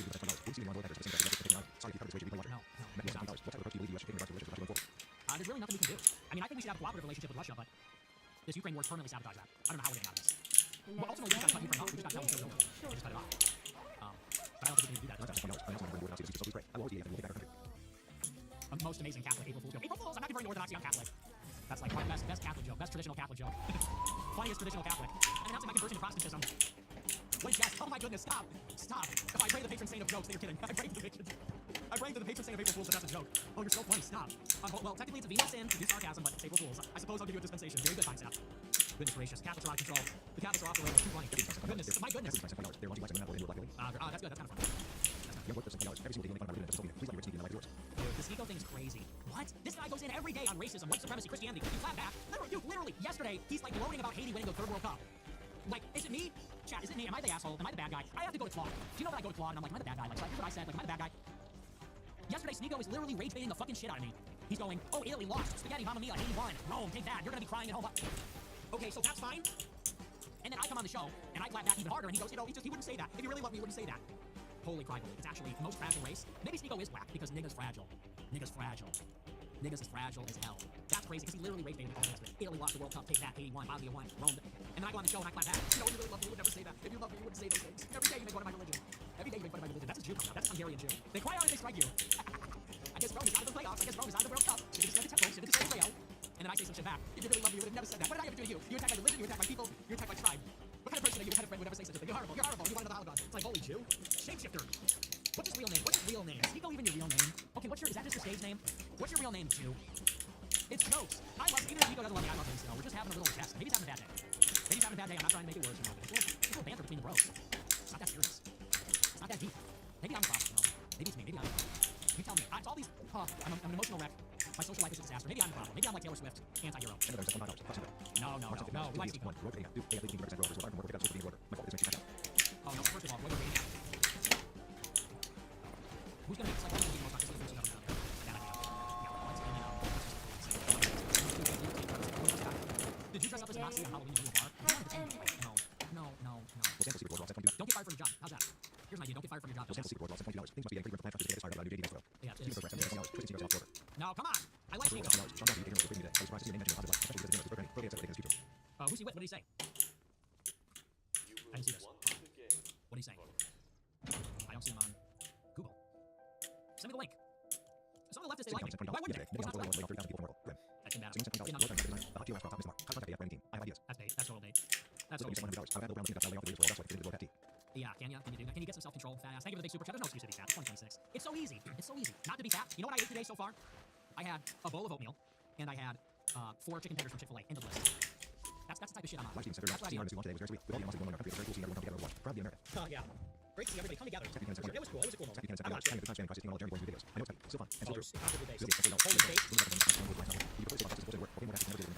dumb question. Thanks for the big super chat. I appreciate it. What was the premise? Hey, tell Sneeko to embrace being Filipino and go to church. Like, what does that even mean? Is that a joke? Like, is that supposed to be funny? You guys are NPCs. I'm sorry. You guys are fucking retarded. I read these messages. You guys are stupid. Tell Sneeko to embrace his Filipino side and go back to church. That would be funny. Like, what is even the point of saying that? I don't even. What's even. What? I don't get it.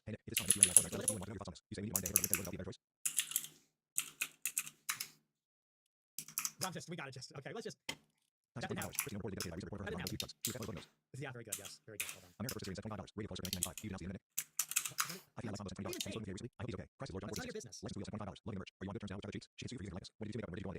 I haven't talked to Chocolate Cheeks in a minute, actually. I miss her. What do they call it? Limerence? I learned that word recently. Yeah, I haven't talked to her. I still think about her all the time, though. It's kind of hard. I still think about her every day and every night, but I haven't talked to her in a few weeks. When's the last time I talked to her? I don't even know. Probably was in July or something. Oh, Candace. Well, she'll never love me. It's okay. She'll never love me. She doesn't care. She doesn't care about me. It's all in vain. The love sickness, the heartache. That's kind of funny. That's kind of funny. Very good. No, that's a terrible idea. You'll just get arrested. The IRS doesn't fucking play. Okay, they don't play games. That's like saying we should all be sovereign citizens. If you get pulled over, tell them the U.S. is a corporation and your name is not your name. Oh yeah, try that. See how that goes. No, I will never encourage people to not pay their taxes. You just don't play with the IRS like that. Terrible idea. Thank you for the big super chat. Ooh, let's see. I would do it with Anna Kasparian, obviously. I would marry Laura Ingraham. I've always liked Laura Ingraham, honestly. And I'd 86. You know. Cool. Very cool. Thanks. Okay, you're trolling me.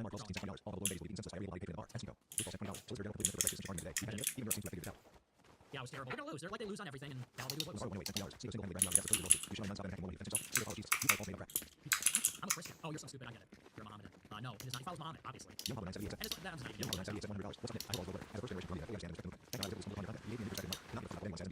so true.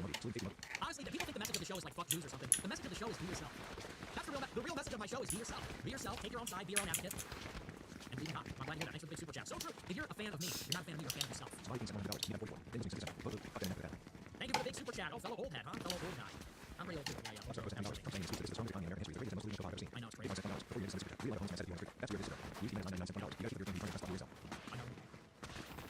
I want to feel young.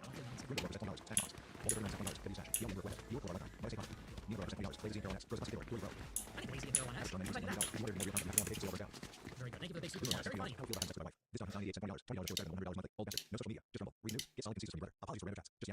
Thanks. Yeah. I didn't even know that. Well. So the war's gonna start tomorrow night. The same thing.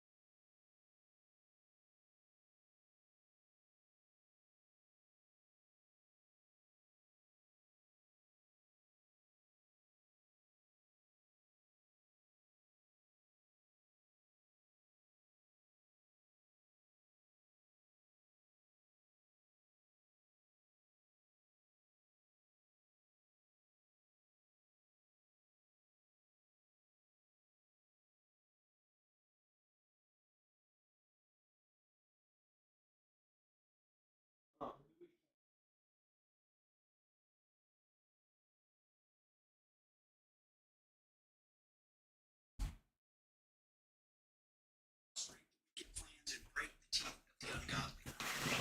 By the blast of your anger, let the evil perish. Let their bulls go down to slaughter, for their day has come, the time of their punishment. Pour out your wrath upon those who plot vain things, and blow them away like chaff before the wind. What God does he worship? God, hard to believe. I mean, in the past, it was unthinkable that any Secretary of Defense would talk like that. And furthermore, it's just completely inappropriate in a secular nation like the United States. People should be horrified by those comments. And the way he uses Christianity, you just don't, you're kind of left speechless when you. Right. But I do think that you remember Pope Innocent III, right? Pope Innocent III, he was the Pope around 1200. I don't personally remember him, no. Trains our hands for war and our fingers for battle. Almighty God, who trains our hands for war and our fingers for battle. You who stirred the nations from the north against Babylon of old, making your land a desolation where none dwell. Behold now the wicked who rise against your justice and the peace of the righteous. Snap the rod of the oppressor, frustrate the wicked plans, and break the teeth of the ungodly. By the blast of your anger, let the evil perish. Let their bulls go down to slaughter, for their day has come, the time of their punishment. Pour out your wrath upon those who plot vain things, and blow them away like chaff.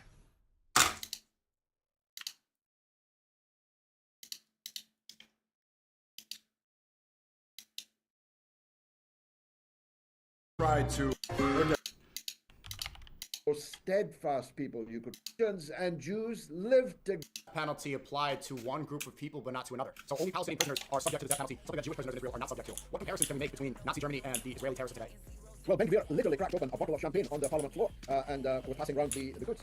This man is widely regarded as a fascist, and it's one of the greatest ironies in history.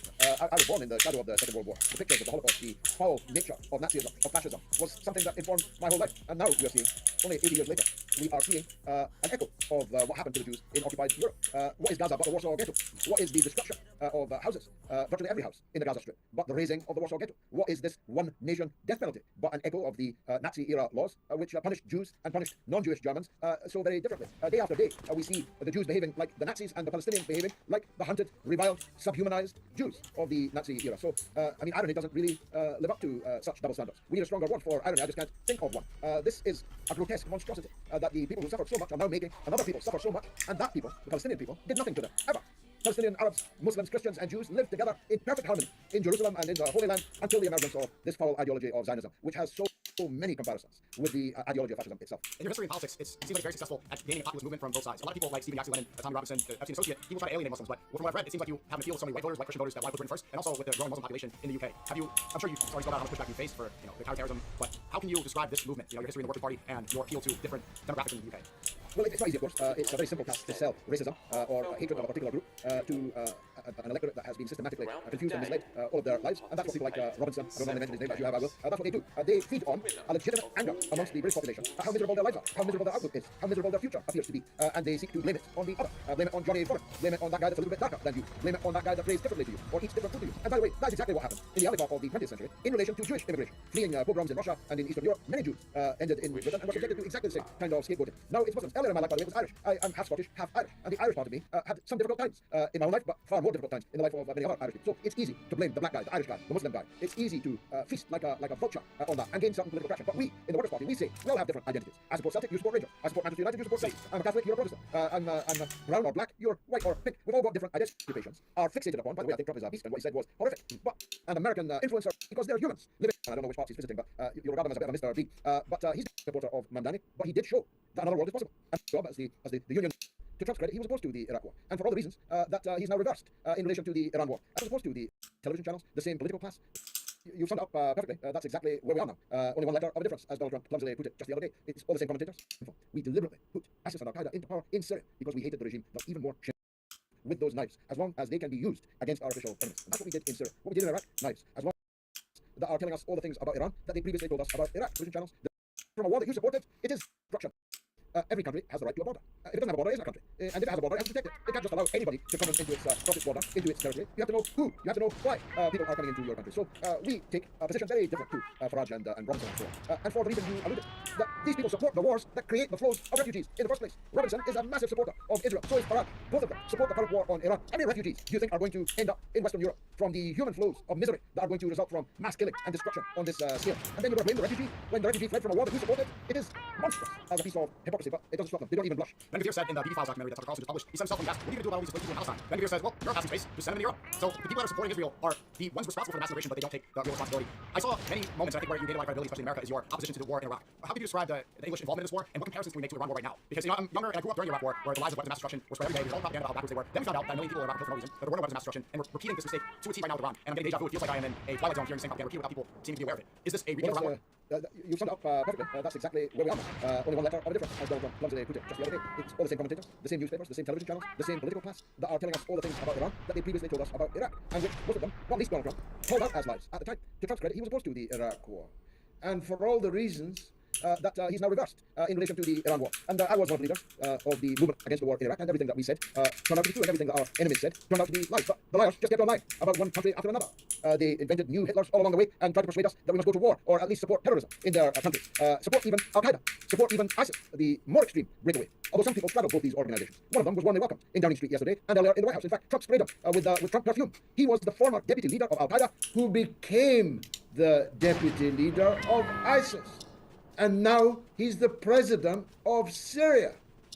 And Trump boasted that he made him the president of Syria. So we were prepared to support, arm, fund, and shield in every conceivable way Al-Qaeda and ISIS, the very people who in your very city are said to have brought down the Twin Towers, murdered thousands of Americans, and who definitely are responsible for horrific terrorist atrocities in many different parts of the world. That's how cynical Western politicians are. They're prepared to put knives into the hands of people who will cut people's heads off with those knives, as long as they can be used against our official enemies. And that's what we did in Syria.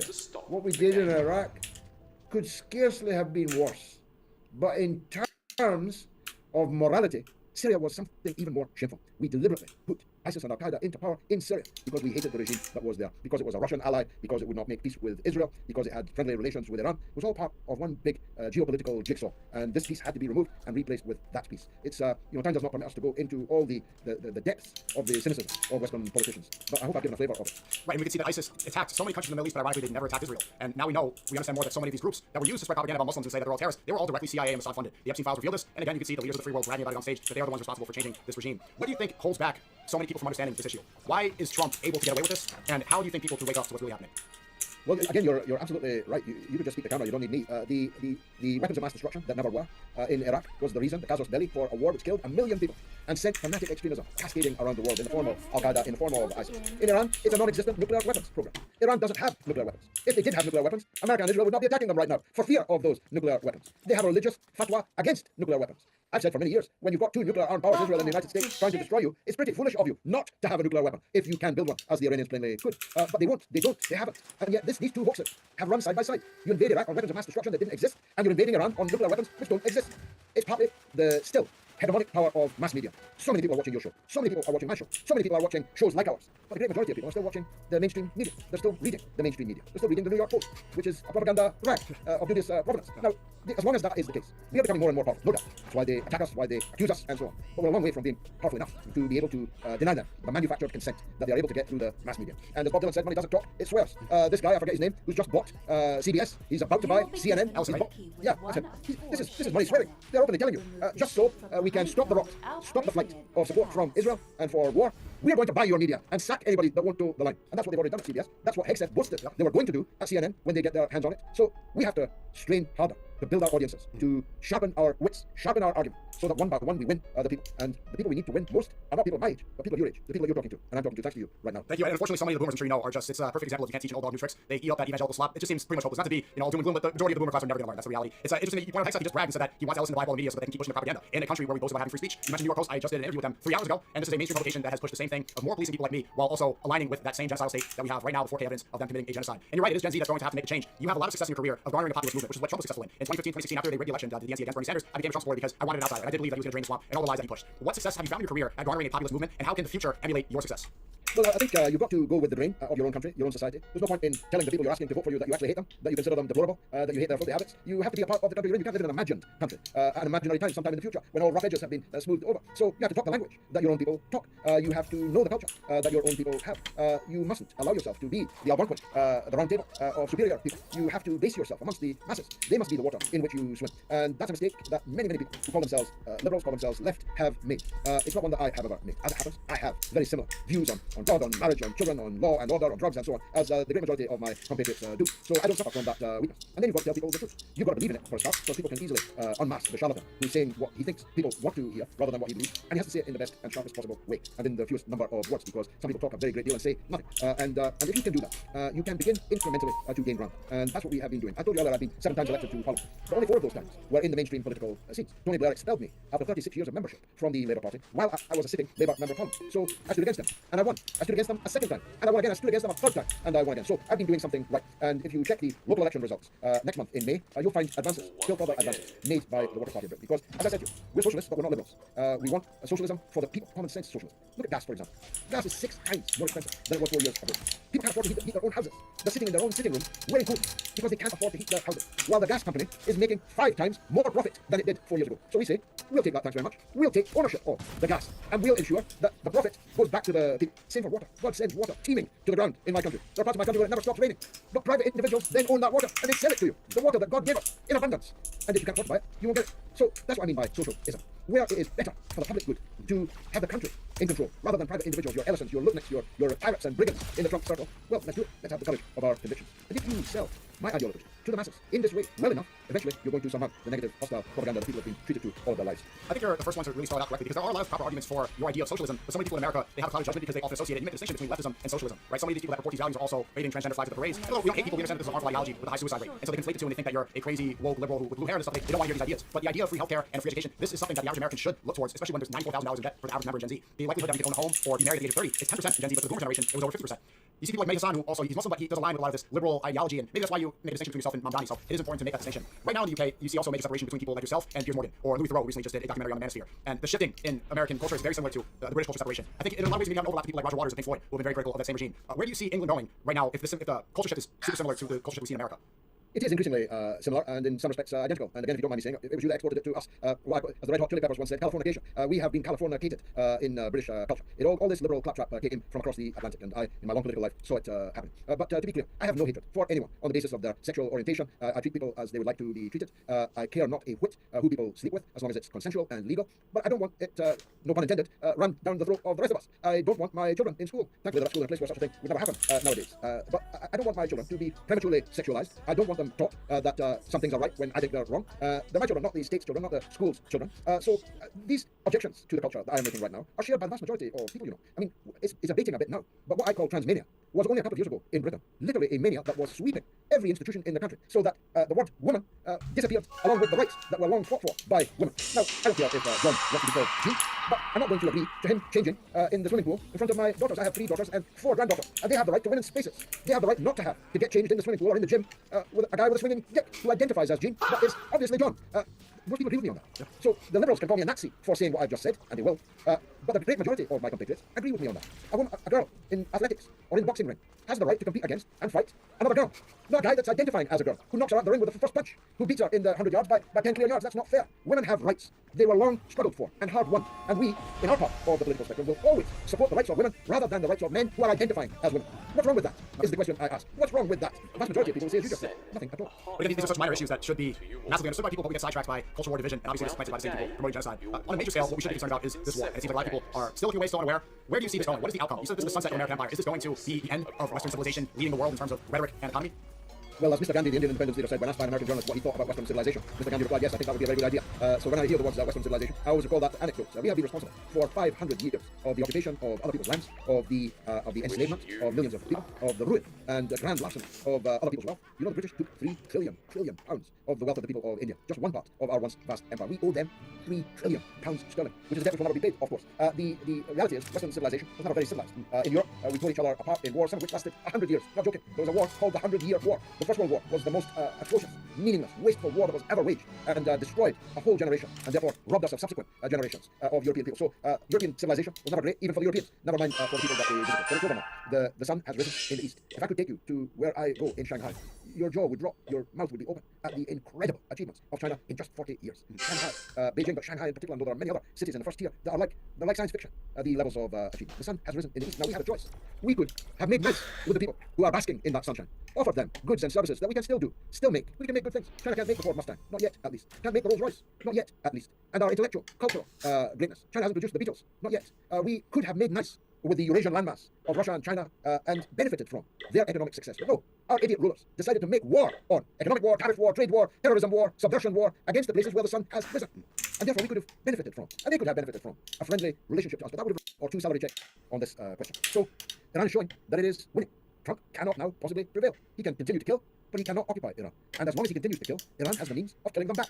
And I tell you this, it'll have to be the last thing I say, Sneeko, because the workers here are revolting. They want to go home because of the unearthly hour. Now it's here. But they are discovering that Iran has the means of making them pay. And before this is all over, all those Gulf monarchs that showered Donald Trump and Kushner with diamonds and pearls and investments in his bogus investment vehicles and paid so handsomely for protection from the United States. You're in New York. When the 5 families put you on a protection racket, at least they give you protection. At least the Genoveses will act if somebody attacks you if you are paying them protection money. But Donald Trump, the United States, hasn't protected these monarchs at all. In fact, it moved the weapons that were supposed to protect your closest allies in the Gulf. It moved those weapons to Israel, of all places, and left the monarchs to fend for themselves. There will be big consequences from all of this. The tectonic plates are shifting, not just in the Persian Gulf, but right now, most dramatically in the Persian Gulf. But they've already shifted to the east and to the global south in any case. And you and me will turn out to have been on the right side of history. Sing hallelujah. If you'll forgive me, I'll take your leave. Hallelujah. George Galloway, thank you so much. I appreciate your time. Best of luck with the Workers' Party and everything you do. God bless you. We appreciate you standing up for the truth, and I'm sure history will remember you properly. Thank you. Have a great night, George, and I hope to see you guys soon. Thank you. By the way, good night. You're to the grave, but you raised him to life. Like accent. Up here.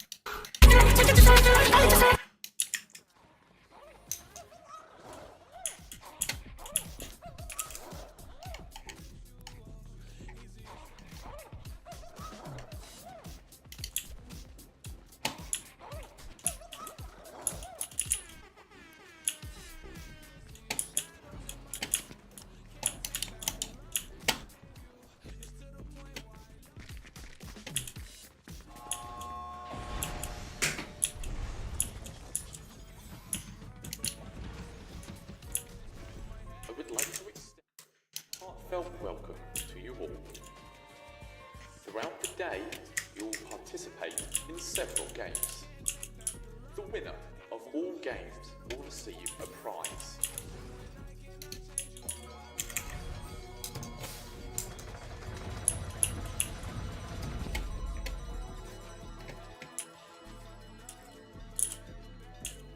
We wish you luck.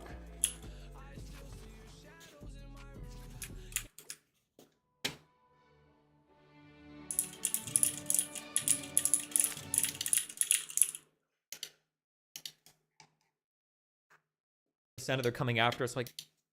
And this is coming from my friends and like everything I heard about friends. I saw all these reaction videos before. To the smoke.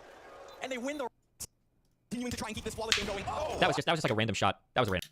Yes. I don't believe. Forntie told me that, and that's the reason why I just wanted to debate him, because it comes down to identity politics. If you believe in Israel, and if you, Bro, Nick is one of the biggest identity politics people in the world. What do you mean? How? What, Christianity? White nationalism? What do you mean? He's not a white nationalist, isn't he? He's a Christian nationalist. One of the biggest points that he debates is the fundamental changing of the character of the United States after the 1965 Hart-Celler Immigration Act. That changed the character of the country because we got so many brown people because of stuff like familial immigration. This is one of his biggest talking points. Go and ask him if he can restrict immigration from non-white people when we do it. He's going to tell you yes, that this country should look more like white Christian people. Ask him about the founding stock of America. Ask him about what the founders intended the United States to look like in terms of like racial demeanor. Can I ask you a hard question? Or hard questions? Yeah, I'm not, this is not really, I'm truly just interested. Do you believe when I say that, or do you not believe me? When it seems like anti-Semitic rhetoric in the United States is like on a huge upswing, and then like people like you are kind of like being responsible for driving more of it. I don't know, I just think it's a little bit sad. You think I'm pushing anti-Semitism? Yes, absolutely. You know, this is the first year I'm not going home for Christmas. They don't, I have a blue hair woke family, kind of like you, and they don't mess with politics at all. I mean, it doesn't take a blue hair people. I don't want to do politics. Like, it's never got to the point where I've been like uninvited for Christmas. Yeah, but it's never got to the point where you're like publicly defending people saying they love Hitler. Like, that's probably pretty big. That's probably a pretty big departure from stuff you've normally been involved in. I support what Jesus would do. On Jesus' birthday, Jesus would want everybody to be loved, and I tweeted, I love Jews and Nazis, which is what Jesus would do. Jesus would love everybody. I agree with that statement. I like the fact that he broke that final wall of the woke bomb, saying that. I'm not saying I'm not a. I don't think the problem is just saying we should love everybody. I think the problem is saying like I love Hitler and I don't think the Holocaust really happened. I think that's more the issue. I didn't say that. You might not have, but that's what you said. So when you defend parts of a statement, you're kind of implicitly buying onto like the other parts as well. No, that's not true. But people don't really dig into that. So what's happening actually, recently, I don't know if you saw the Daily before an article calling me racist for joining the Yates campaign, which is absolutely crazy. Like, I understand where Elon's coming from because this has an effect on people's lives. People are so brainwashed and plugged into these ideas. They see Sneeko joins, racist YouTuber joins the Yates campaign even on the Rumble. They're like, oh my god, they're throwing their name. They're putting all this, they're just trying to paint me as a bad. Like, who? It was a white dude writing this article calling me racist. Who do you think I'd be racist to if I'm joining Yates campaign? It's probably Jews. Crazy. I think it's probably what people are thinking. Yeah, but the Jews will also argue that they're not a race. The same Ben Shapiro argues that, oh, well, Jews aren't a race, it's a religion. That's the biggest misconception, even though they are no, there's no shot Shapiro said that. I can't possibly believe that. No, Shapiro said that, yeah, yes. I don't believe you. Forntie told me that, and that's the big reason why I just wanted to debate him, because that comes down to identity politics. If you believe in Israel, and if you... Bro, Nick is one of the biggest identity politics people in the world. What do you mean? How? What, Christianity? White nationalism? What do you mean? He's not a white nationalist, isn't he? He's a Christian nationalist. One of the biggest points that he debates is the fundamental changing of the character of the United States after the 1965 Hart-Celler Immigration Act. That changed the character of the country because we got so many brown people because of stuff like familial immigration. This is one of his biggest talking points. Go and ask him if he can restrict immigration from non-white people when we do it. He's going to tell you yes, that this country should look more like white Christian people. Ask him about the founding stock of America. Ask him about what the founders intended the United States to look like in terms of like racial demeanor. Seriously, like ask him. There's not even like tricky questions. Just ask him what he'll say. Well, like what do you think? If he thinks like black and brown people intrinsically have like lower IQ than white people, what do you even want to hear? Well, that doesn't make a lot of sense if the fact that he's the communications director for the first dark-skinned, first like actual black president. That doesn't make sense. A black guy that's talking about how much he loves Hitler? Doesn't make sense. Yeah, well, that wouldn't that make perfect sense? Doesn't that make more sense than literally anything else in the world? Isn't that a perfect thing that makes sense? Okay, if he wants the country to be perfectly white, then he wouldn't be the communications director for the first black president. Do you think there's anybody that is as popular as Kanye that Nick wants to work with right now? Trump. I don't think Trump wants to work with Fuentes. Didn't Trump publicly disavow Fuentes? He disavowed him at dinner. He said he was really impressed with Nick. He said Nick was smart. He was complimenting him a lot. Yeah, but he was complimenting him like he was disavowing him. He was like, oh, this guy. I don't really think he actually disavowed him. He didn't know that Fuentes was. He didn't know anything about Fuentes. Fuentes probably showed up and was well spoken, and Trump being Trump was like, oh yeah, he seems like a nice kid. He knew about Fuentes. He put the face to that guy's name. He knew that he was leading some of the Stop the Steal, and he was at January 6th, but he didn't know exactly who the person was. But he was impressed with him. And I think that in another circumstance, Trump would benefit greatly from having Fuentes on. But basically, the point is like the fake news mob is very strong, and now it's happening. I mean, it happened to you too. I'm surprised you didn't shift it all, especially like when I know back to us getting played in the Senate, but they completely have a monolith on group thing, and look like it's affected my personal life. Like, and I'm at the point where I'm streaming on Christmas, talking to you, because a lot of people in my personal life are like, I'm racist, they don't want to associate with me. But essentially, if you go down, it comes to a place of love. It's loving everybody. I don't love blaming the Jews and talking about how the Holocaust is not real. It's not coming to a place of loving everybody. I don't agree with that. That's not what. That's fine if you don't agree with that. But that's what Fuentes talks about. That's what Kanye's been talking about. It doesn't matter if you agree with it or not. That's what they're saying, and that's what people are reacting and responding to. Yeah, I'm wondering what's your prediction for that campaign? For what, Yates campaign? Yeah. I think he'll get board in a month or two. I could be wrong, but that's what he did last time he ran for president. Do you think that? How do you think it's going to change public discourse? Because nobody's talked about this. There's nobody's been that vocal about Jews since Hitler. I mean, it's making everybody a lot more worried about like anti-Semitic shit in the United States, so it's having that impact at least. But like in terms of lasting changes and shit, I have no idea. I don't know. None of the like anti-Holocaust stuff. None of that gives you pause for concern or anything. I understand questioning it. I understand people's apprehension of the fact that you have to say 6 million, you have to say 6 million. But one of the statements that triggers me, and I don't get triggered often, but like saying, I don't care about your dead grandma, or I don't care about your dead, like these people are still alive, you know? There's people that survived it that are still around to this day. I think that's a bit insensitive. And even a lot of people in my chat would disagree with that. But imagine going up to a black person and saying, I don't care about your dead slave family. I think it's the same thing. Okay. Jeez. Damn. He's what? Your factory game? No, just the wild path your life has taken. It's just. Yeah, it's been since I first spoke to you. Like it's been a while. Like, what have your end of year reflections? This has been by far the craziest year of my life. Like I've been doing a lot of reflecting, thinking back. Like when I first spoke to you, I was a brokey in Brooklyn, just like kind of talking about like still doing YouTube stuff like that. Since I first talked to you, I've met Andrew Tate, I've met Ye. What's up? Nothing.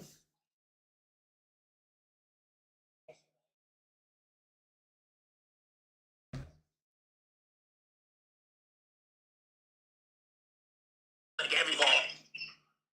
Yo, I was not actually mad. Well, I wasn't mad at you. I was mad. Oh, also because. He left. Fake ass nigga. He left. He left because he thought I wasn't the call. Nigga was talking about me, man. Hey! Stop the fitness. It's not fit. What did I do? Not you, nigga. I'm fucking on your side. Fuck Zayna. Don't let me. Dude, I hope you want the ring back for you. No. I don't know. We're not thinking. No, after stuff. Let's get stuff.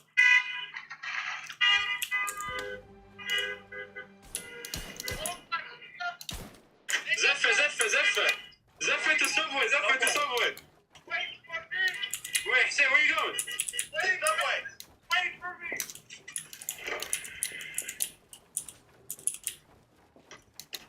Wait, subway.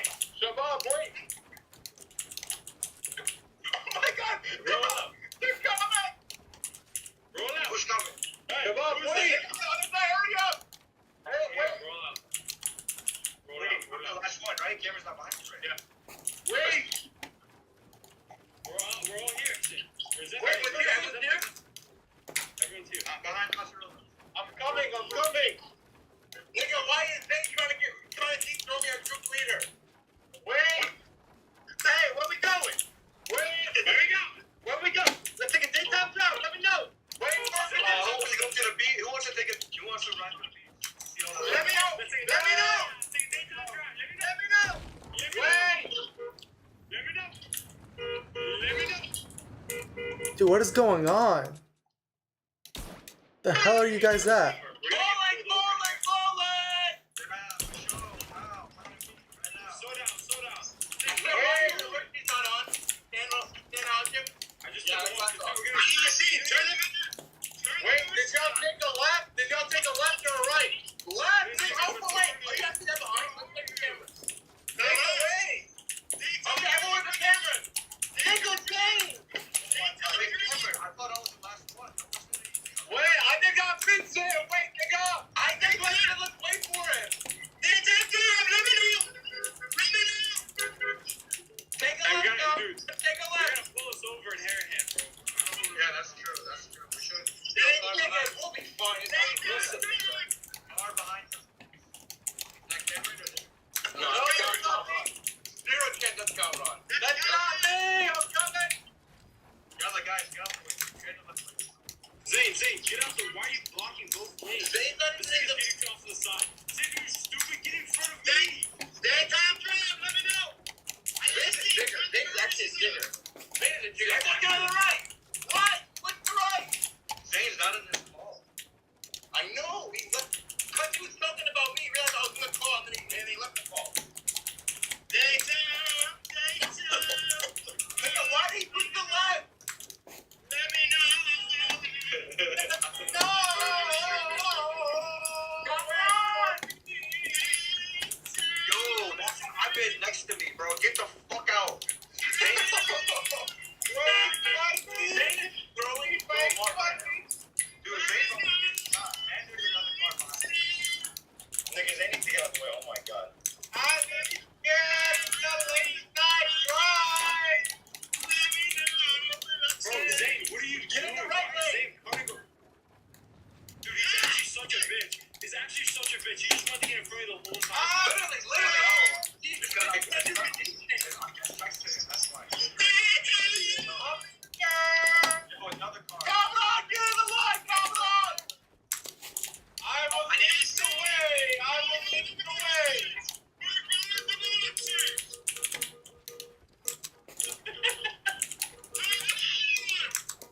Dude, where's this nigga from Mars and submarine talking to me?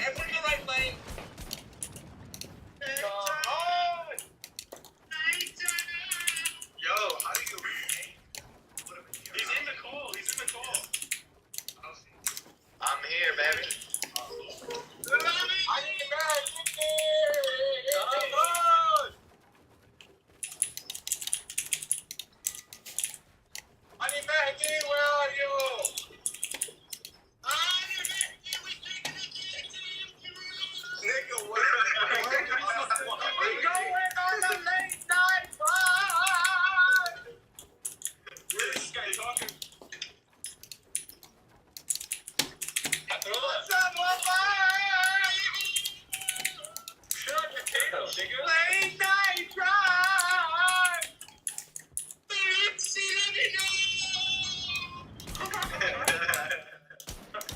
Let me know. Hey, why are you so far now? You want to be quick in the front, now you're so far. Huh? What you say? What did he say? Spaghetti pizza. Oh, yeah.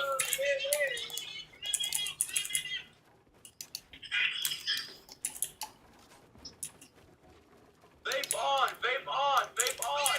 Vape on, vape on. Guys, I don't hear those horns. I don't need the horns. I don't need the fast. Who are you, my kid?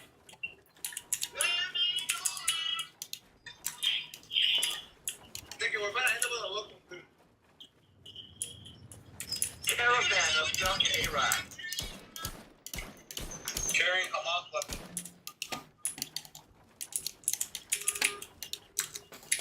Yasin, where is your hazard? Where the fuck? Yasin hazard. Oh, hold on, Yasin hazard, buddy. Is Epiphany working today?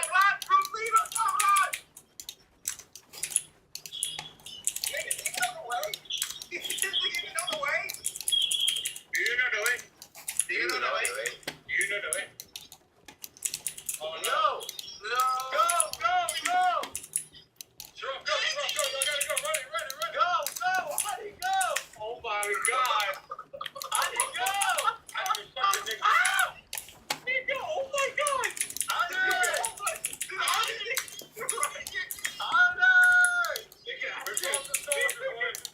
These niggas look crazy from behind. Hey! Yeah, when I was looking at River, nigga, they looked like they were going 70 miles an hour.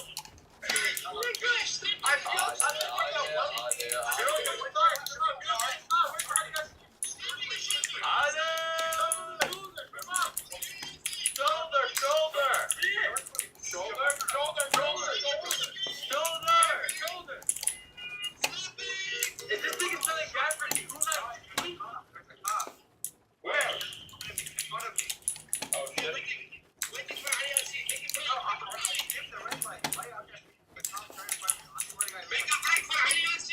That's it. Take the turn. That's it. Take the turn. Everyone follow. Next one. Oh, this nigga. We gotta come up, right? No, nobody. Nigga, there ain't no good, nigga.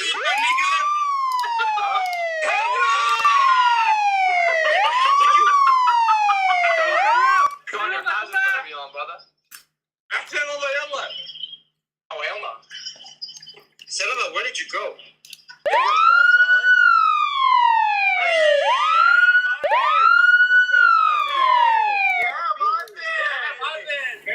One is not in here.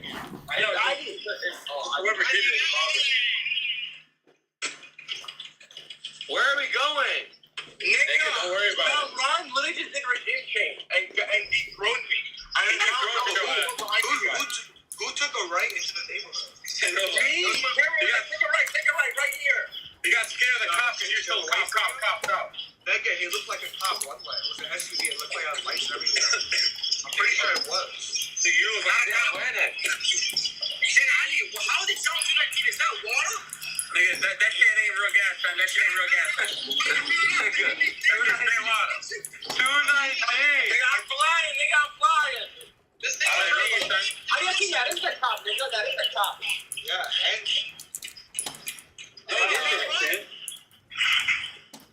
Okay, we're yeah, brother. See, I just texted him. Really? What do you say? Yo.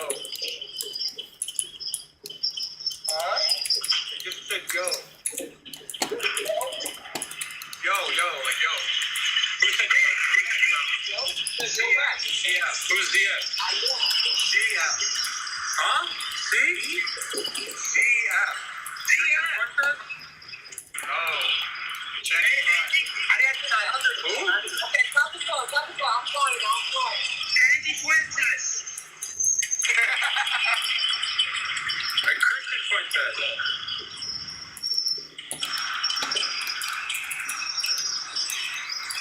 Comrade, you know where we're going? I hope so. I hope so. So Karen's gonna bring us. He's gonna get his jump. I'm taking you on a late night drive. He's gonna get his jump.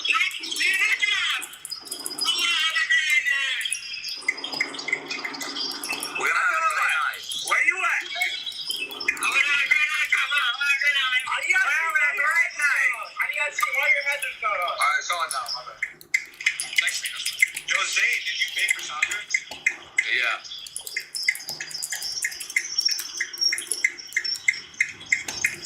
Ouch. Ouch. You felt that, Hassa? Yeah. Right on the butt cheek. Ow. There you go. How do you see stuff for it? Hiding, nigga. I know, I can't see shit. Alright, I have to you up.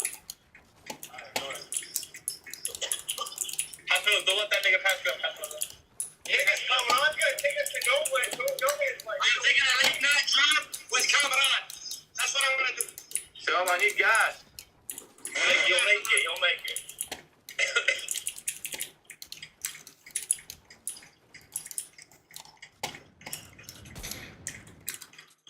Roll out. Squad, roll out. Kamran, next one, right. Kamran, make it right. No, it's not. I know where I'm going. I know where I'm going. I said, why are you so slow, nigga? I'm jumping like a trucker. I'm jumping like a trucker. Late night drive, let me know. Late night drive, baby. Let me know. That's when the song's coming our way. Yes, sir. Get on there, get on your lane, boy. Bob,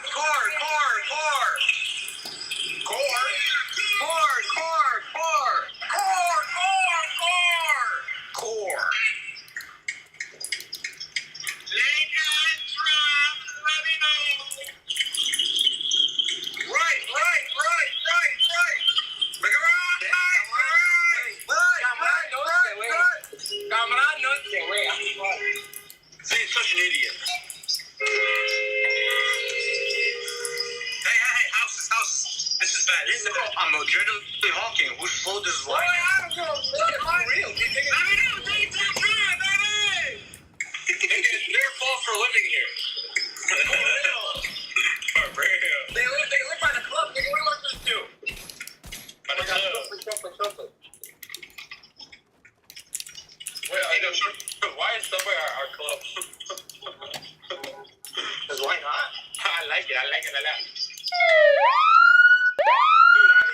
Dude, I said that on purpose, nigga. Wait, you said that down. I think I do. Are we here? Yeah? Yo, do you know if Hassan is called? There was one of us in the paid who doesn't know who. I paid to be my brother first. I paid. Cameron should have paid for me, I don't know. I paid for this us. So it's Hassan. What? Boys, we have arrived. I mean, I asked Hassan before he left. He said, yeah, he paid. Wait, let's get the 15 cars here.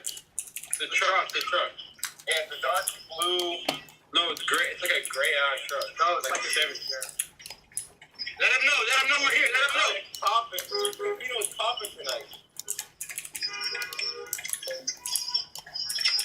My girl not working tonight? No, it's a black girl working. She's not working. Wait, good car! Where's her car? Oh, that is that car right here. To the right. Oh my God. Come on. You guys are going to make it the first time.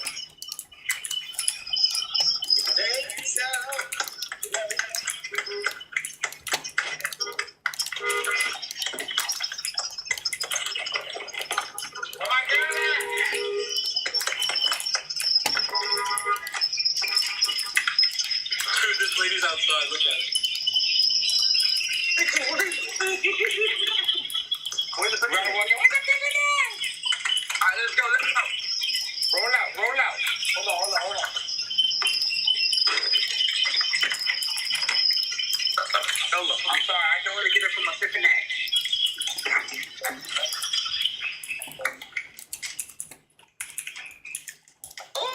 والله تعال كنت عاوز والله تعال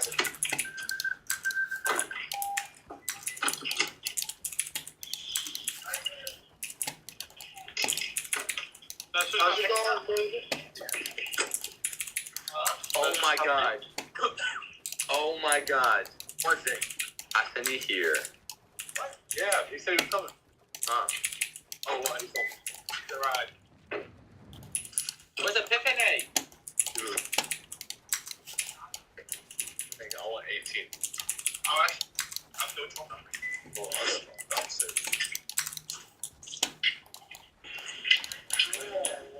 Where's she at?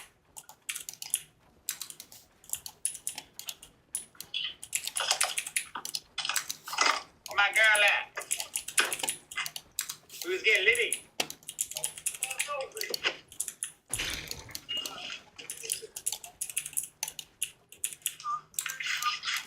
I love St. Charles Fair. That's my homeland. That's my homeland. It's my hometown. I lived here 29 years. SCP. Yes, ma'am. Thank you. We just a little, yeah, that's for sure. That's for sure. They smell funny too. They smell funny.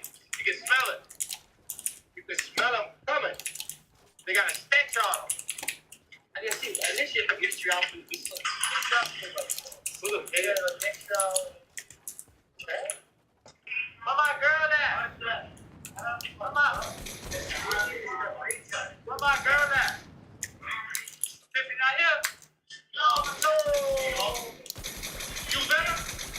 You look better. I'm here today. I want you. We're here with you. I appreciate it, baby love.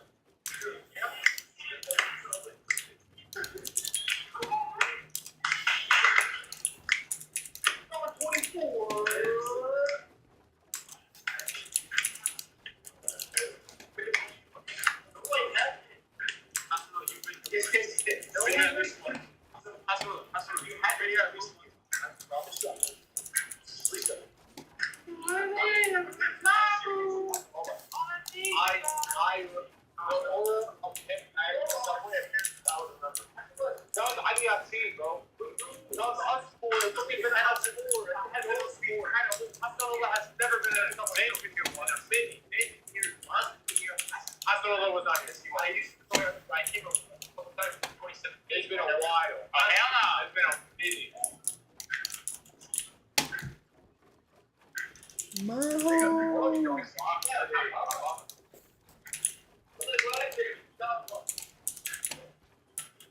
Hope they got enough tuna butts. Usher.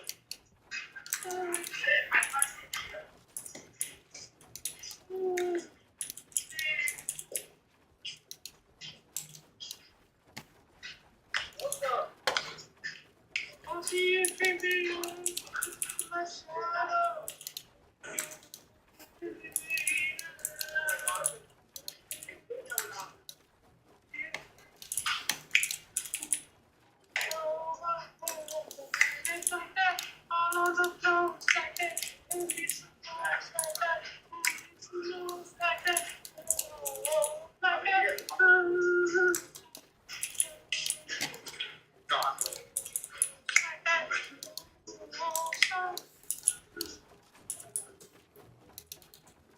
Cut that shit up. Cut that shit up. Woo. It's my club right here.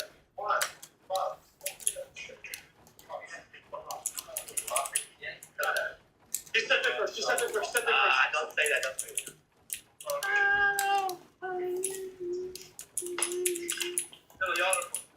No.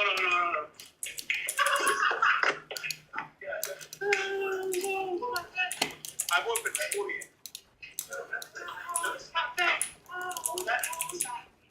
Drink the tire. No. We get a five on three. We all get points. All get that club. That's crazy. We learn. I don't know about that. Yes, ma'am. I did 6 minutes. Oh!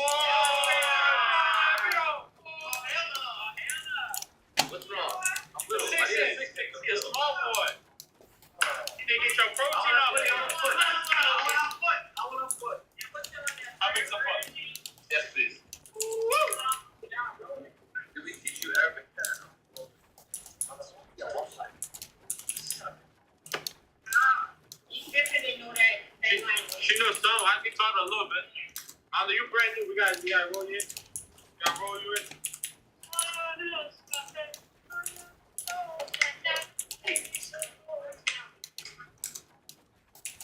They trying to fuck you up. That's what they trying to do, but you ain't like that. You got. Drew's getting weak. Yes. Old man. That is actually a routine. I always go. I guess. Why do you always go? I don't make it. I hope they go. How they go? So get the music on.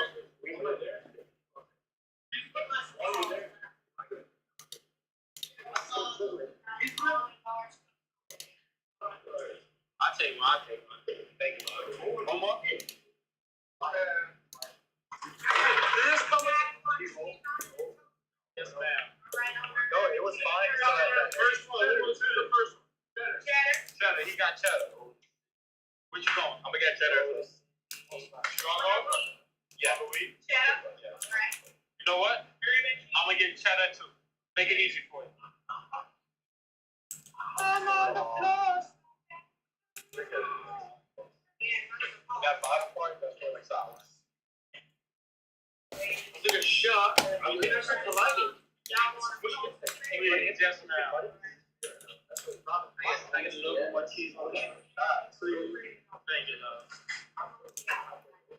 There you go. I appreciate it. Zero. Always.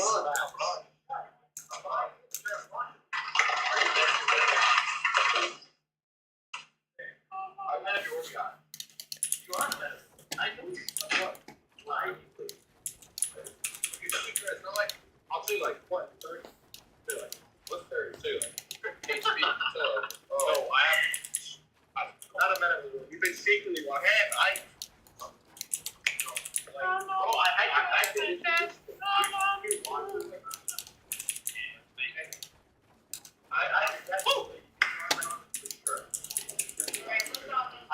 who's the next in town? You can I get some cheddar? I said, I thought it was mine. Did you get a sip? Yes. Did you put like a little more? I love my cheddar. You know me, I love my cheddar. No. Ooh. I want to talk smack about somebody. I won't say.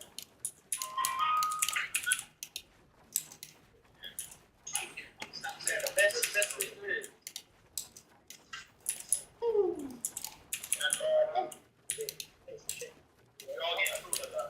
I don't play with it off the back.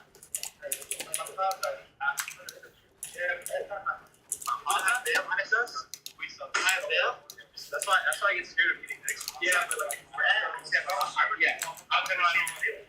Because we never get something. Hell, I was like, I said it. Looks like a rubber foot.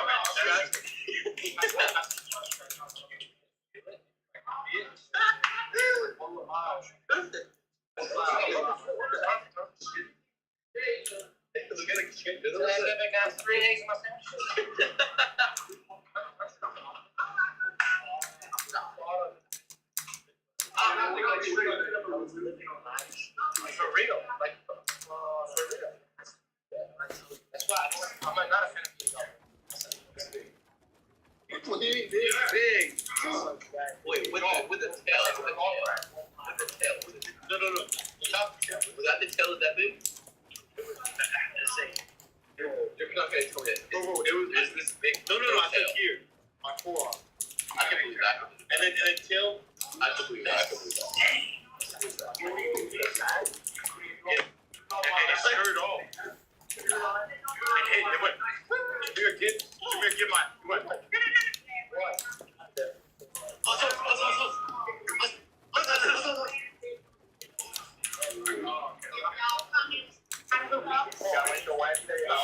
Oh shit, yeah. Oh, I'm sorry. I'm not listening. You don't know about that. Oh my gosh, we tell you about that? We did. Oh boy. Oh my god. That was like last month. That was last month.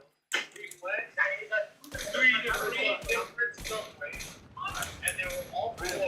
And then we came here. This is a prime spot. So happy. And then they didn't have. I take a look. I'm looking. There's one thing empty. We walked out. so depressed. That was the worst night ever. No, it's not shit. It's not.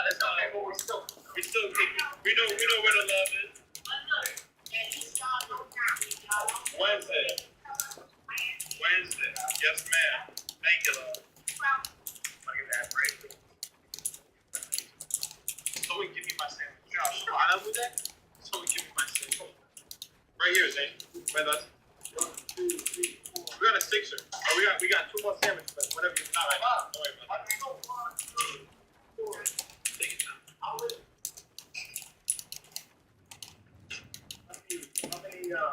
fathers? How many rats are in my school? Dude, there's a fat rat. Big as my forearm. Dude, my hands are black. Look, they're like from the earth. Yes, man. Everybody. I know you got it. Oh, wait, sorry.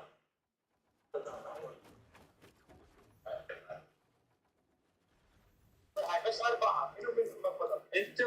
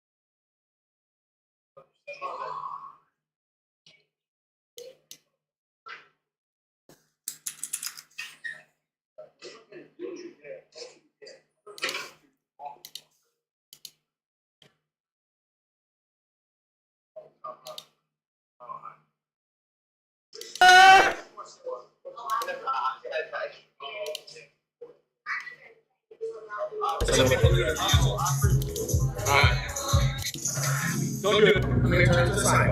Turn to the side. Come here. I'm here. He's dead. Okay, come here. I'm going to turn to the side. Turn to the side.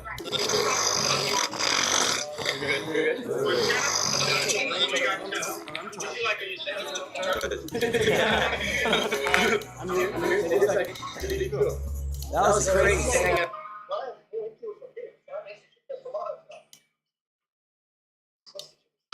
I'm happy to listen. No, I don't want to. Thank you so much. No, we're not. Right? What is it going to be like? Does provolone? Oh my God. Lord, I get expert. Let me get a provolone like that. I'll get you. Sorry, I'll just provolone.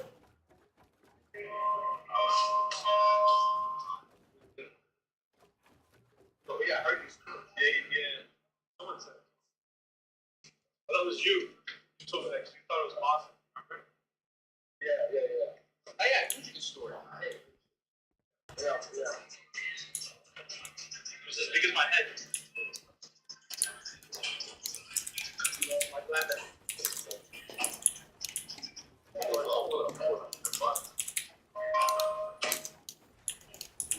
Man, I'm so happy.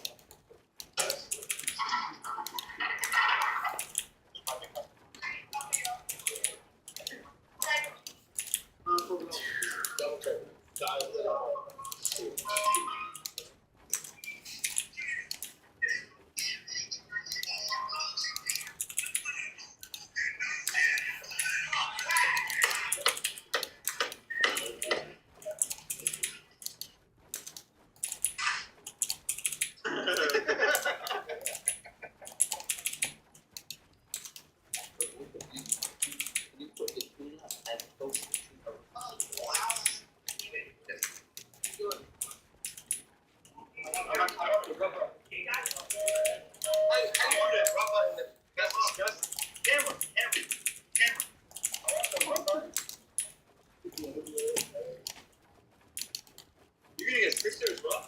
You're getting a sixer as well? Or you're getting a sixer as well? What six is that? No, I'm not getting 18. You have to see the 18. You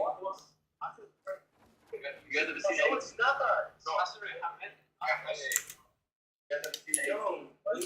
That's just saucy. For him, I thought you hit it up. I'm sure. You got it. You were real. I appreciate it. Hell no. No way. I appreciate you.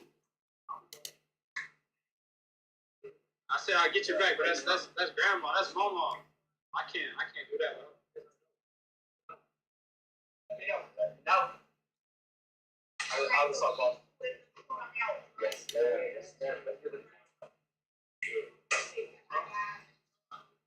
If you do, I'm doing it. 18.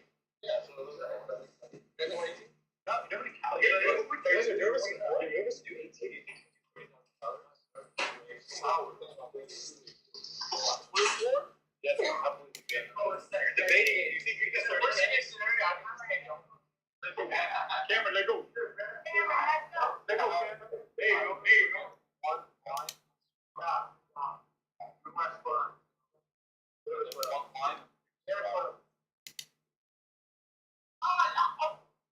That's all right. You want the boy. That's all good. No problem. Nobody don't know. You get lettuce. Gotta be bad. You almost know that 20 lettuce. Let's go first.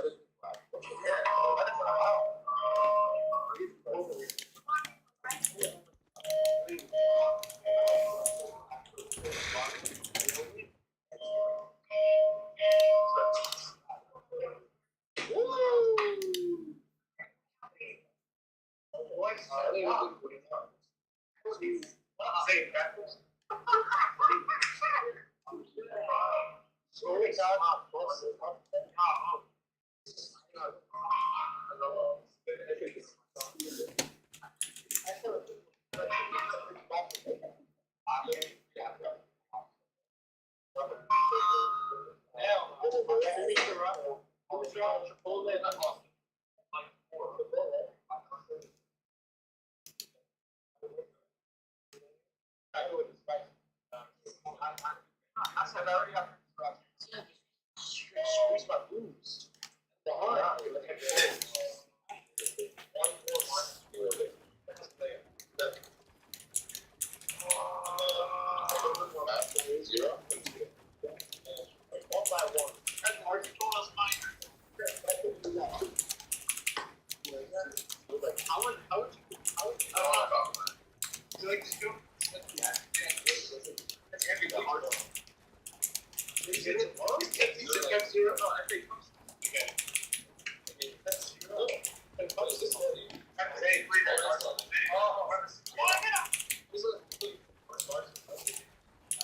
Who's drinking from what? What's the wine? Big J.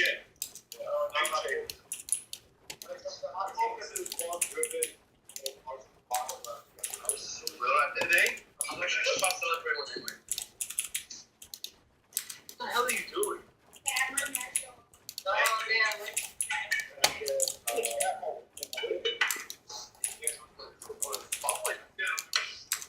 just doing it. It's alright.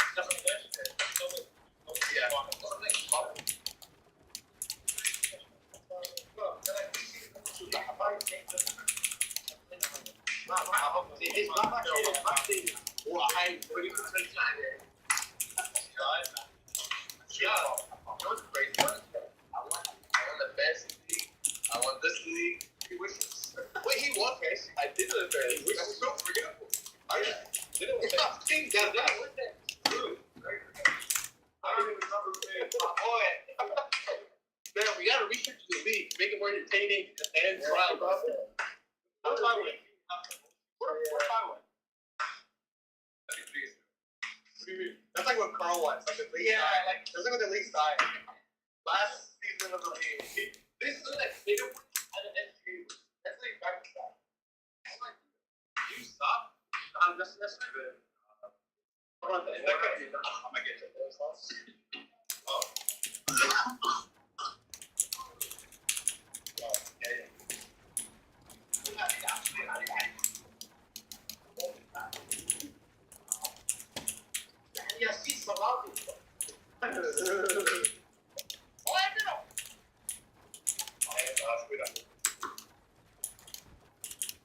little bit of fun. I might have heard him too. Please turn him. He deserves it. He's been hurting my whole life. Thank you so much. Give me that, bro.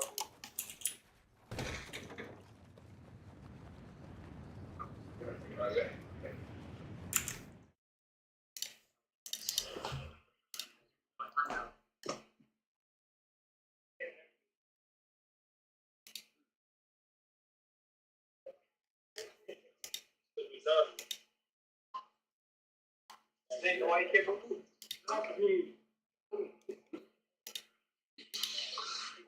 That hurts. Oh,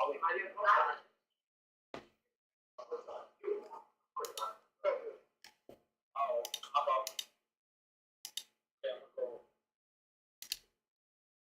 I know. I was about to say new gloves. I appreciate it. Thank you. Red, green, and red.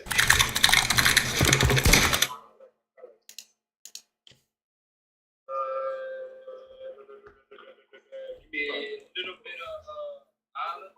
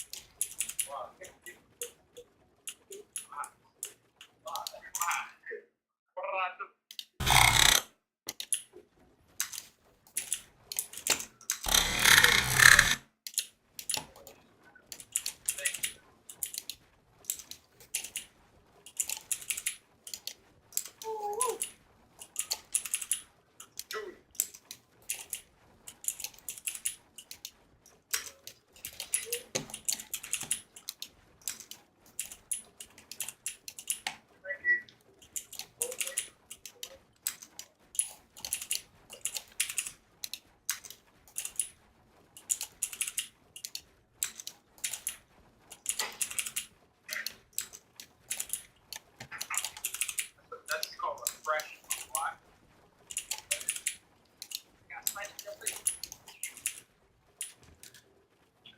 She wanna have an Ferrari. My favorite chips like ooh. I'll put that.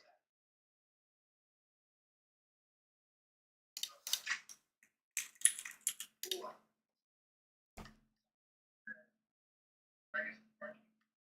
What's the crunchy? What is it?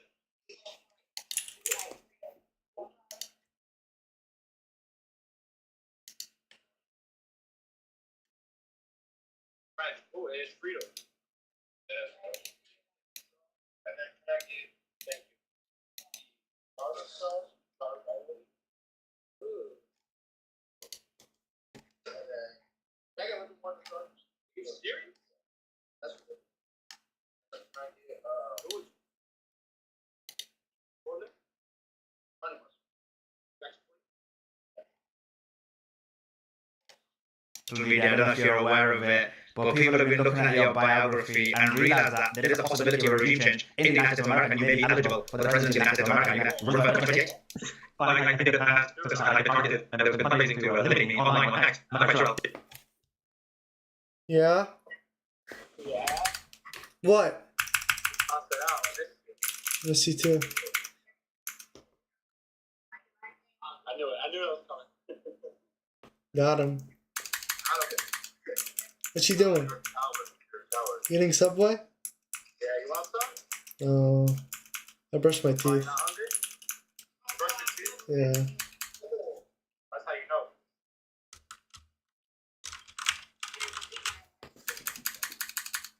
You can get me right. Oh, yeah. That'll be some roast beef. If you know what I mean. You know, for now, you know what I mean.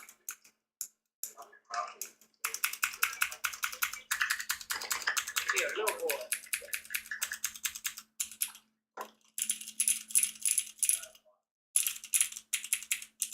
Easy.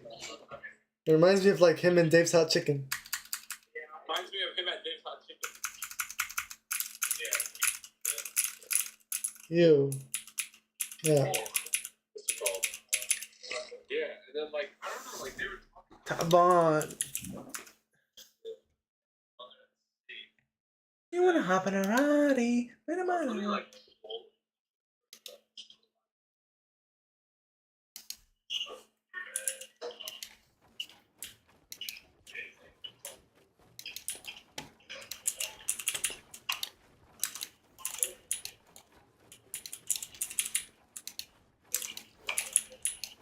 They're like, you're just be sitting there 12 hours by yourself.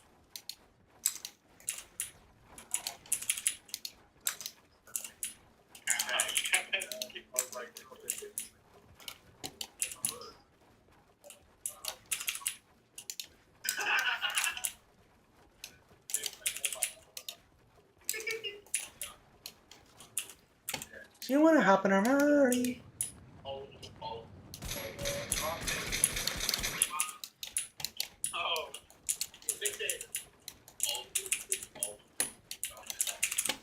that's actually you're so tough. You don't like he tells Church go get the Captain Garbage.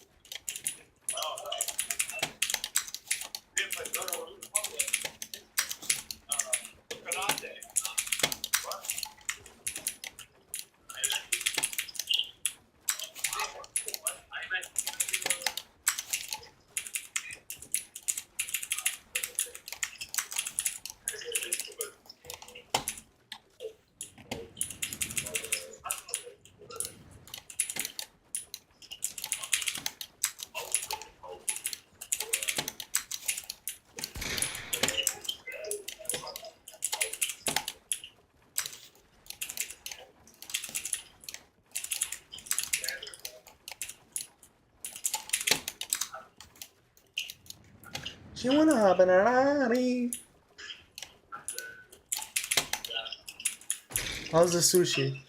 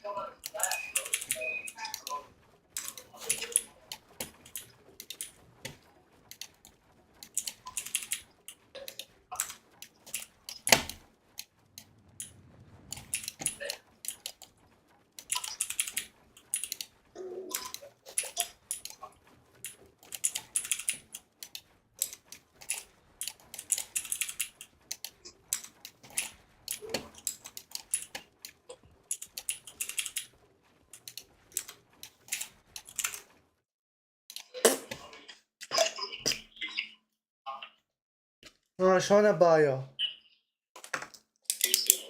You don't take bio anymore. You're done, huh? I'm taking 2 classes. يسلم عليك. Huh? How do I say that? Oh, my teacher. You know her name is? Yeah, Cox. Sarah Mayer. You know her? No. Don't stop. Sarah Mayer? No?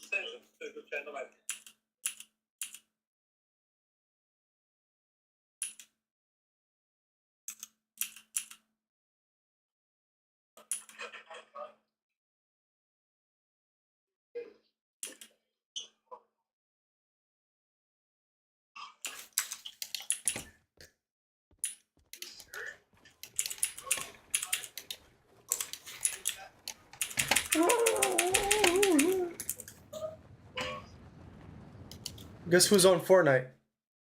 Your buddy.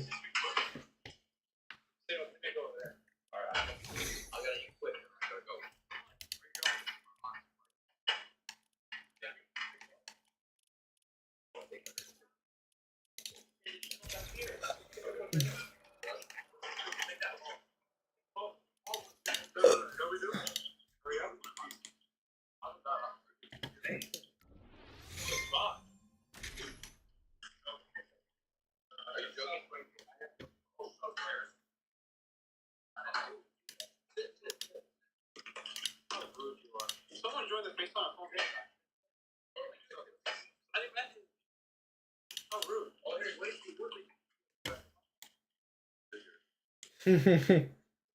So rude.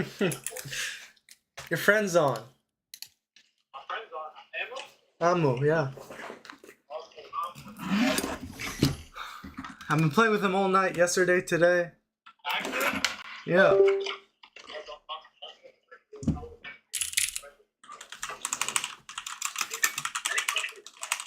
I'm joking. Is Mazda back? Yeah. How are you? تعبان كلش. تعبان كلش. Really? Jet lag's killing? Yeah, I just didn't. You know what he said? He watched anime for 13 hours straight. Bro, when I was on the plane flight, I slept the entire time.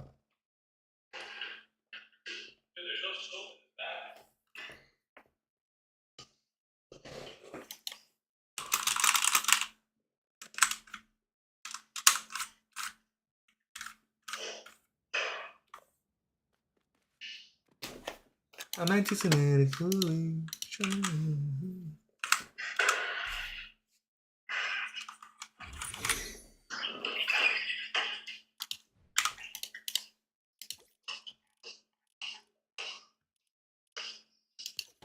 Ali, have you watched Mob Psycho?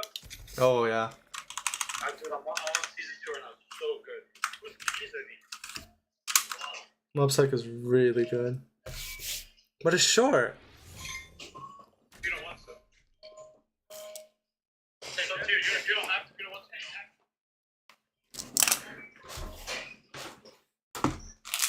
Dude, it's so cool on that side. Can you push the table a little bit?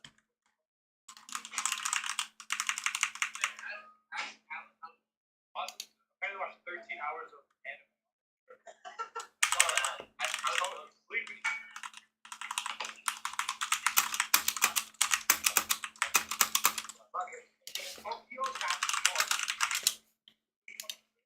Yeah, apparently Lindsay says that food is so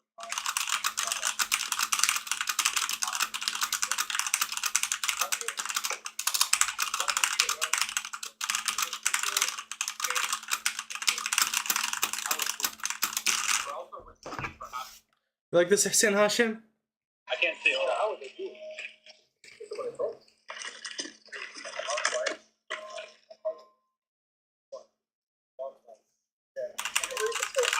the hell is that? You don't know what this is?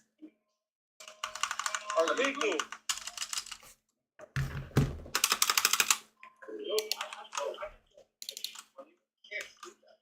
미꾸다요.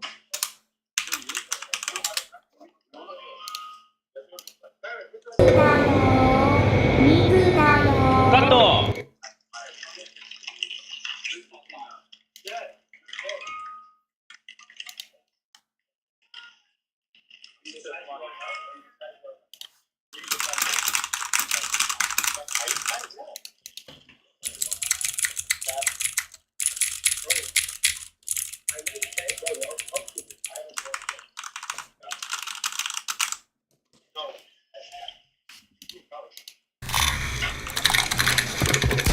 Oh my god, I was just clipped this bitch ass. I'm like, Coach? Wow, yeah, he is. Oh my god.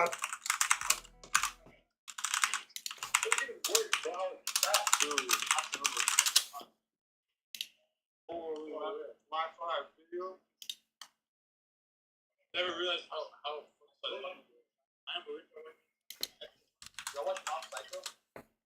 So good. it's not so good, but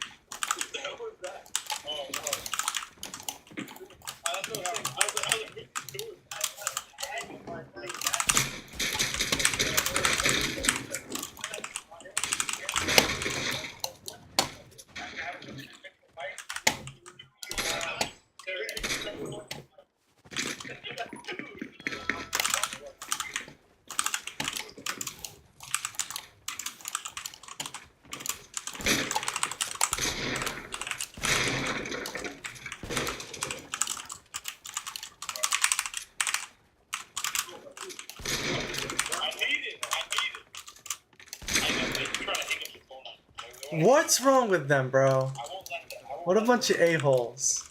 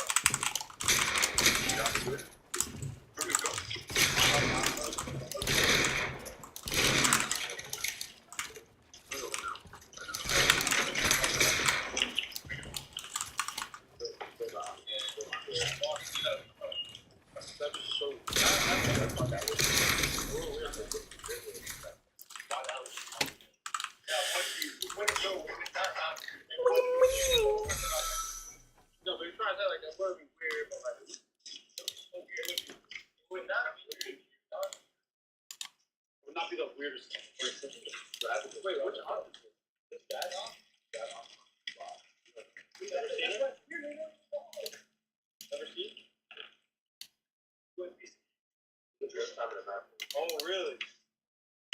You should enjoy your time in Louisiana.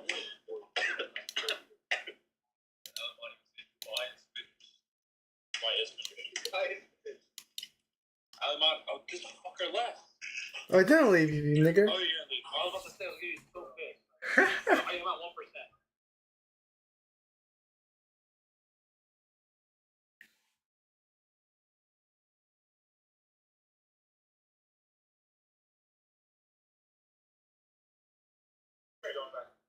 Ah, say Hasha. You leaving me? I'm at 1%. These guys are such assholes. Don't want to answer, bro. You leaving?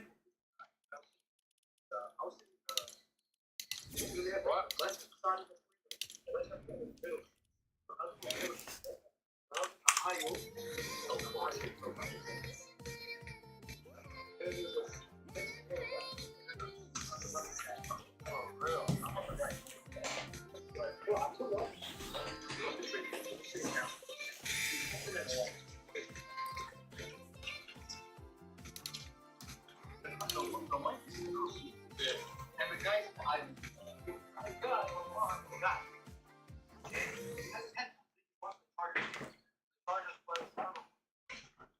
Mecca,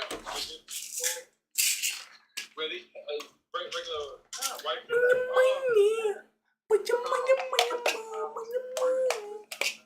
Detroit probably. Oh,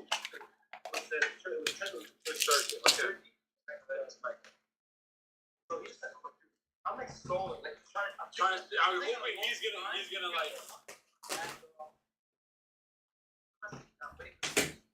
Yeah.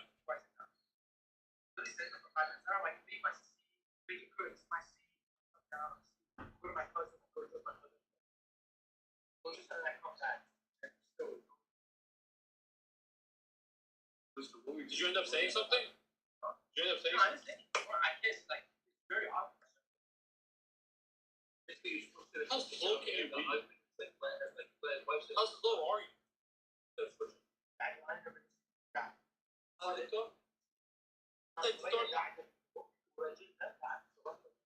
Where's the critical thinking space?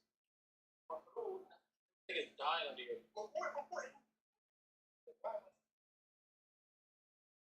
To the aisle, wherever. She's a big boy. So I understand why you want to sit on it.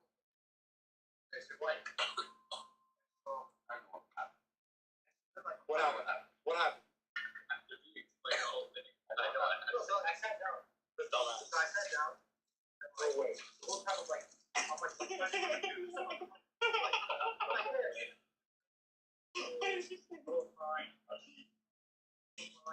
I know what happened. This guy.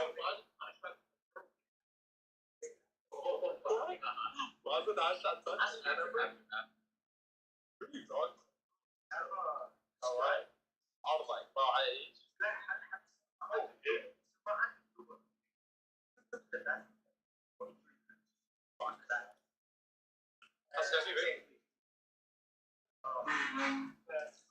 can't get you.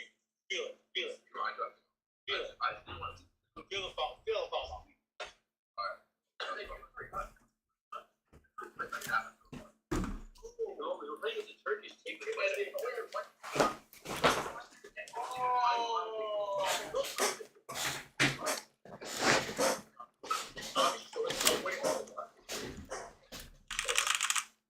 What do you think, Tucker? We talked about it before. There's even like Switch or whatever. This is all right. We obviously don't high five. Yeah. Stop acting like monkeys. You won't win this. This is what happens when you act like a monkey. This is what happens when you act civilized. We will fuck shit up continuously, and you will not win. Enough? Labs.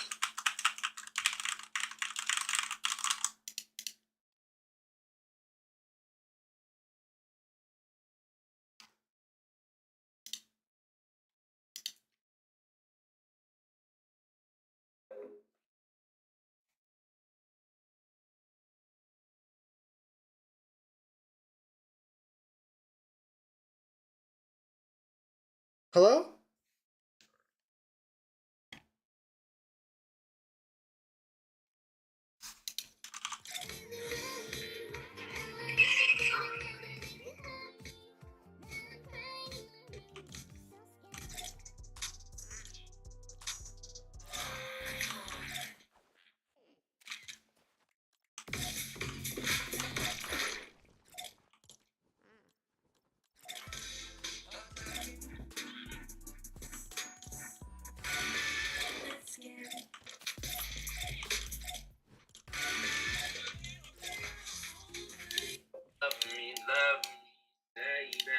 Hello?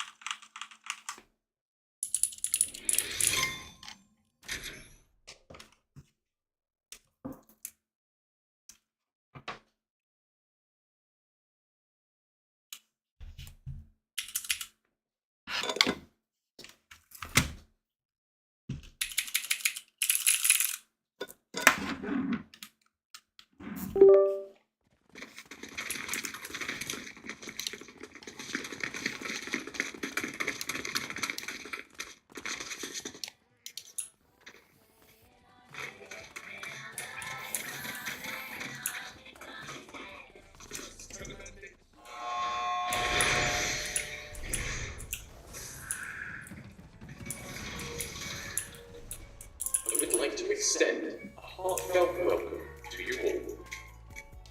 Throughout the day, you will participate in several games. The winner of all games will receive a prize. To our wonderful Jewish American community and to Jews celebrating Israel and around the world this week, I want to wish you a very happy Passover. Open. Years ago, the God of Abraham, Isaac, and Jacob delivered the ancient Israelites out of slavery and brought them into the promised land. It was an amazing period of time, just like today we have an amazing period of time. The journey started with faith in God's word and it ended with a miraculous... I'm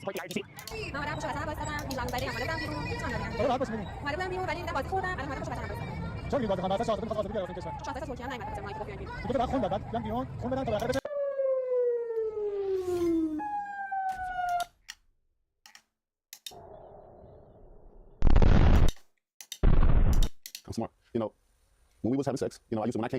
I said, this is our first Jewish president.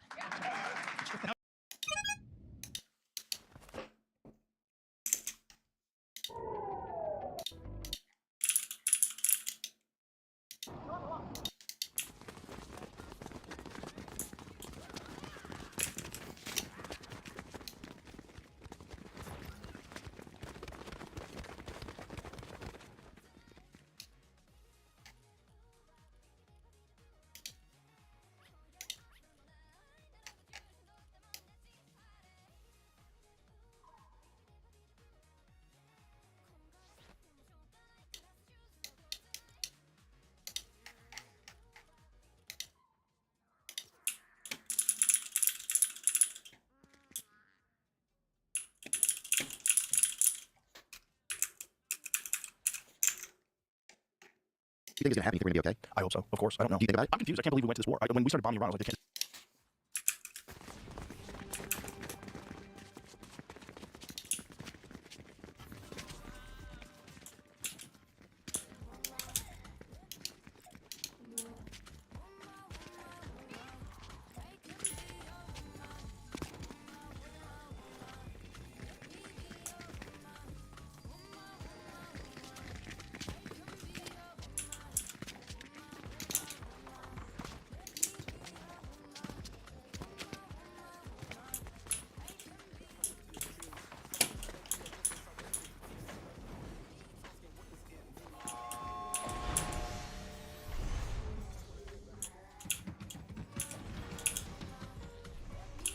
Like to extend.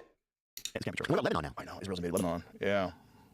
Yeah. And it's like, just fucking stop. Like, what do you need? Well, they're trying to, supposedly, they're trying to stop the terrorists. Yeah, that's crazy, though, if you're the fucking terrorist. You know what I'm saying? Like, if you want to stop them, fucking stand in front of the fucking mirror. And start there. What do you think? Hey, bro. I have nothing in my life, okay? I don't smoke, I don't drink, I'm not on drugs, I don't have a wife.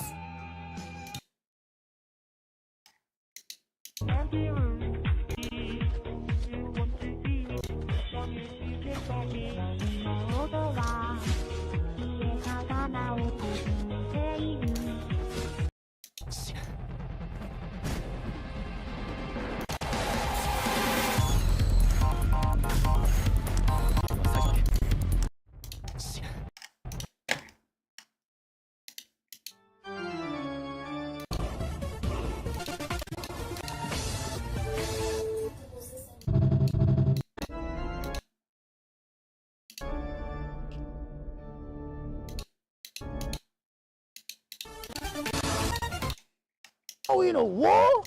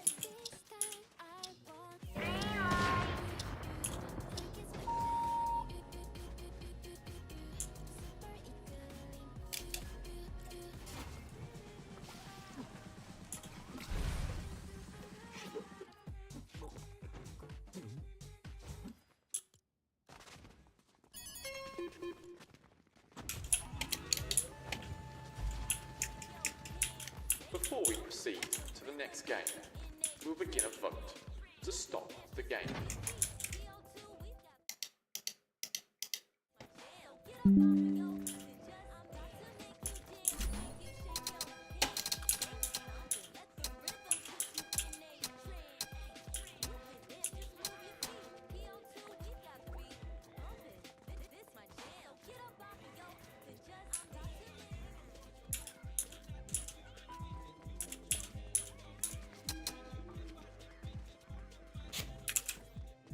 You're transgender, obviously. Let me see.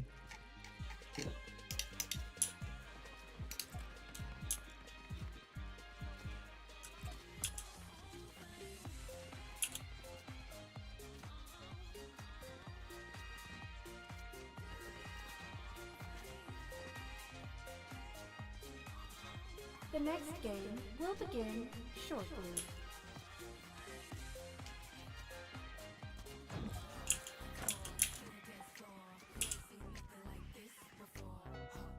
Welcome to میلیون ها انسان که امروز در خیابان All I do is ask me, and I can make you look classy. Second night you walk past me, I turned the whip around, I had to get you in my backseat. They call me Mr. Plenty, plenty. Check the leather on the Bentley. Sure your friends will get friendly. Maybe I can be your sugar daddy, yeah. All you gotta do is ask me, and I can make you look classy. Second night you walk past me, I turned the whip around, I had to get you in my backseat. They call me Mr. Plenty, plenty. Check the leather on the Bentley. Sure your friends will get friendly. Maybe I can be your sugar daddy, yeah. All you gotta do is ask me, and I can make you look. All you gotta do is ask me, and I can make you look classy. Second night you walk past me, I turned the whip around, I had to get you in my backseat.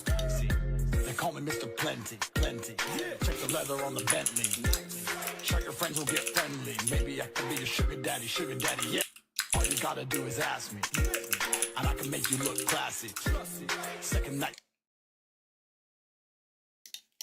Music, yeah, I was messing around with music for a while. I only did that because I knew a guy who wanted to be a musician. And I'd meet him and say, how are things going? He'd go, bro, we nearly finished my song, gonna finish my album, and we're gonna make a lot of money. I was like, cool. 6 months later, I'd see him, how's things? Hey, bro, almost done with the album. I was like, it's been 6 months. An album. Yeah, but you don't understand. You gotta mix the track. It takes time. Mixing a track okay, we have computers, what, 10 minutes? Okay, two days. It's been 6 months, bro. Like, and I'd sit to him and say, it can't take this long. You're just smoking weed. You're not working. And he's like, no, you don't know. So I thought, okay, I'll make a track. So I made a song. I wrote some lyrics and hit a guy up, got a beat, got a mic. I know I'm not talented. Yeah. Talked, blah, blah, blah. I made a song in 2.5 hours. And I started releasing these songs I made in 2 hours. And it was just to spite that guy. Just to teach him a lesson about how speed works. It's funny because obviously not because of my musical talents, but because of my influence everywhere else. I got millions of views on my videos. Yeah. So I beat him. Yeah. So like, how many views you got? Yeah. 0. And it's not because the songs are good, not because I think I'm a musical genius, but because I'm Tate. But yeah, they're like an hour, 2 hours. I threw them together, and it was just a lesson in speed to make sure that I wasn't making any mistakes. And he was telling me it genuinely took months. I knew he was wrong, but the only way you truly know is to do. So I was like, this has to be a lie. So I made a song in 2 hours. I made a video in 3 hours, and boom, boom. From 9 a.m. till 1 p.m., bang, millions of views, done. And he's still talking about his album. He's probably still talking about it today.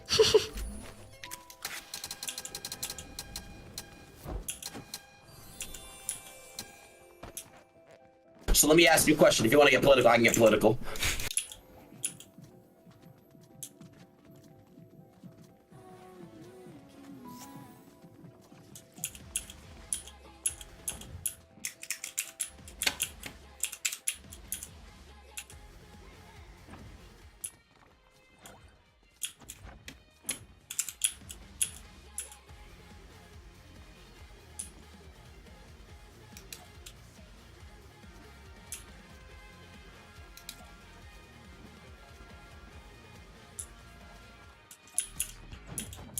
the next game will begin shortly.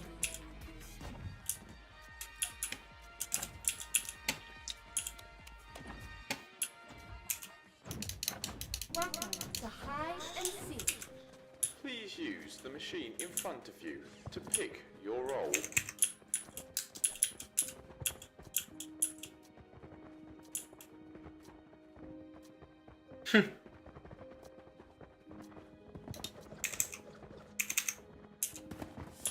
You are a seeker. Eliminate a hider to pass.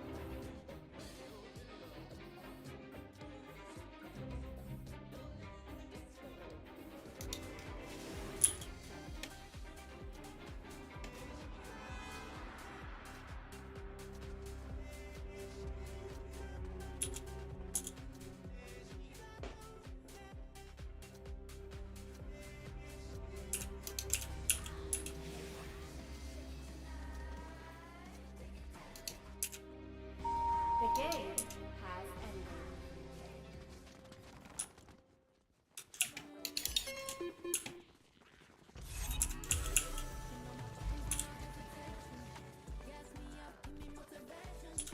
You will once again vote.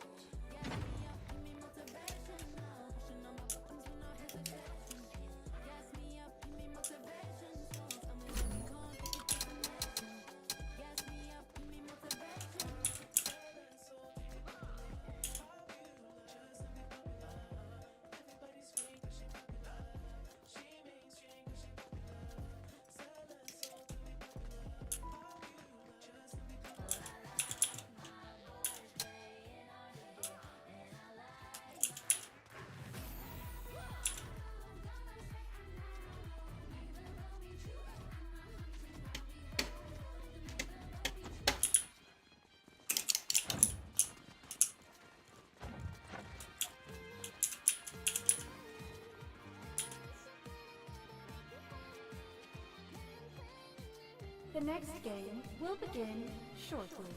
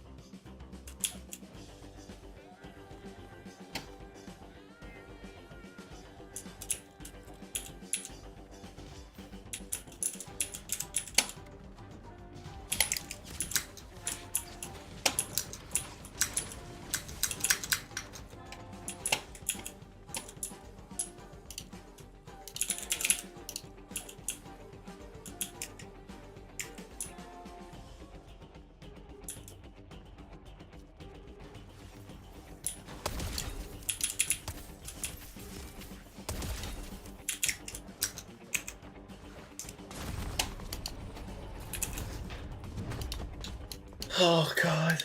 Okay, go for it. Oh, what's your opinion on pay? Dude, they want to do it. They want money, Destiny. If they want to do it, then why do you have to lie to them about it? My name is Aiden. What's your real name? I don't really like to talk about the gamer tags. How do you know my real name is Destiny? It's not. Let's see. Destiny, streamer, real name. Steven. And it's Bonald the second. Okay. Damn, you just dox me? What? Nah. Sorry. My bad, bro. Oh, but you're a political commentator, bro. I don't know shit about politics. Oh. But I just want to talk about. People said we needed to meet and stuff, bro. It's nice to meet you. I don't really know what you stand for. All I know is you have blue hair. Okay. Yeah, and blue hair. I stand for pretty much all the blue hair. Yeah. What about you? No, you do. Some of it, yeah. Depends on what you. No, otherwise, chat trying to get to talk to you, but it's so weird. Nah, bro. Like I said, bro, I love everyone. I respect everybody for what they got going on, and like I said, bro, I got no issue with anyone. I just have my beliefs, and I'm not here to tell you you're wrong to be ignorant. You know, I'm here to spread love. So, you know. Okay. Well, what do you want to chat about? What does your chat tell us to chat? No, I just want to meet you, bro. You know, I just want to meet you. You just want to call and talk about nothing. You just want to say hi. What's up? My name's Aiden. Your name's Steven. I'm a people person, bro. You know, I just want to meet you and talk to you face to face and just really get to know you, man. Because people tell me to get to know you and talk to you and stuff. So, you know. Oh, well. But I mean, if you guys have questions, chat, you guys can go ahead and tell me that. Okay, they're all asking Destiny how many genders there are. I mean, I think there's only 2 genders, but I don't think that question is like getting to what you're trying to prove, right? Because I'm guessing you probably don't think like trans people are real, right? But you can have trans people and 2 genders. Oh. No. I do actually. I'm not homophobic or transphobic at all. And when I made that tweet, before I talked to one of my friends who's a trans, and I talked to gay people too about it, and they both agree there's 2 genders. Like, if a trans person is trying to transform.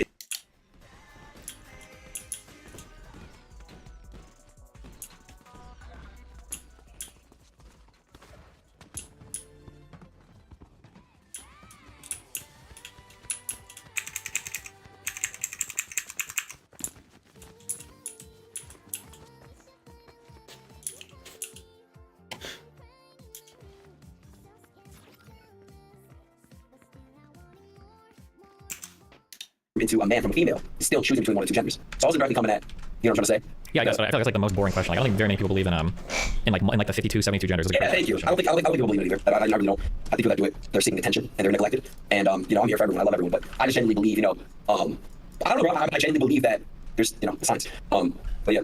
What are your I never, like I said, I don't know what you stand for, so I'm just asking questions. Someone said, what are your thoughts on Kaisen and your age gaming? I don't have strong feelings about him, but it's not like my type of content, so I don't watch much, right? Like, I do like political shit and I play weird like autistic games, and he lives in a totally different part of the internet as me, so I don't have like strong opinions on him. Are you autistic as well? I'm autistic. Mate, I play autistic video games, so. Hello? Yeah, hello? Can you hear me? Yo. Hello? What's up?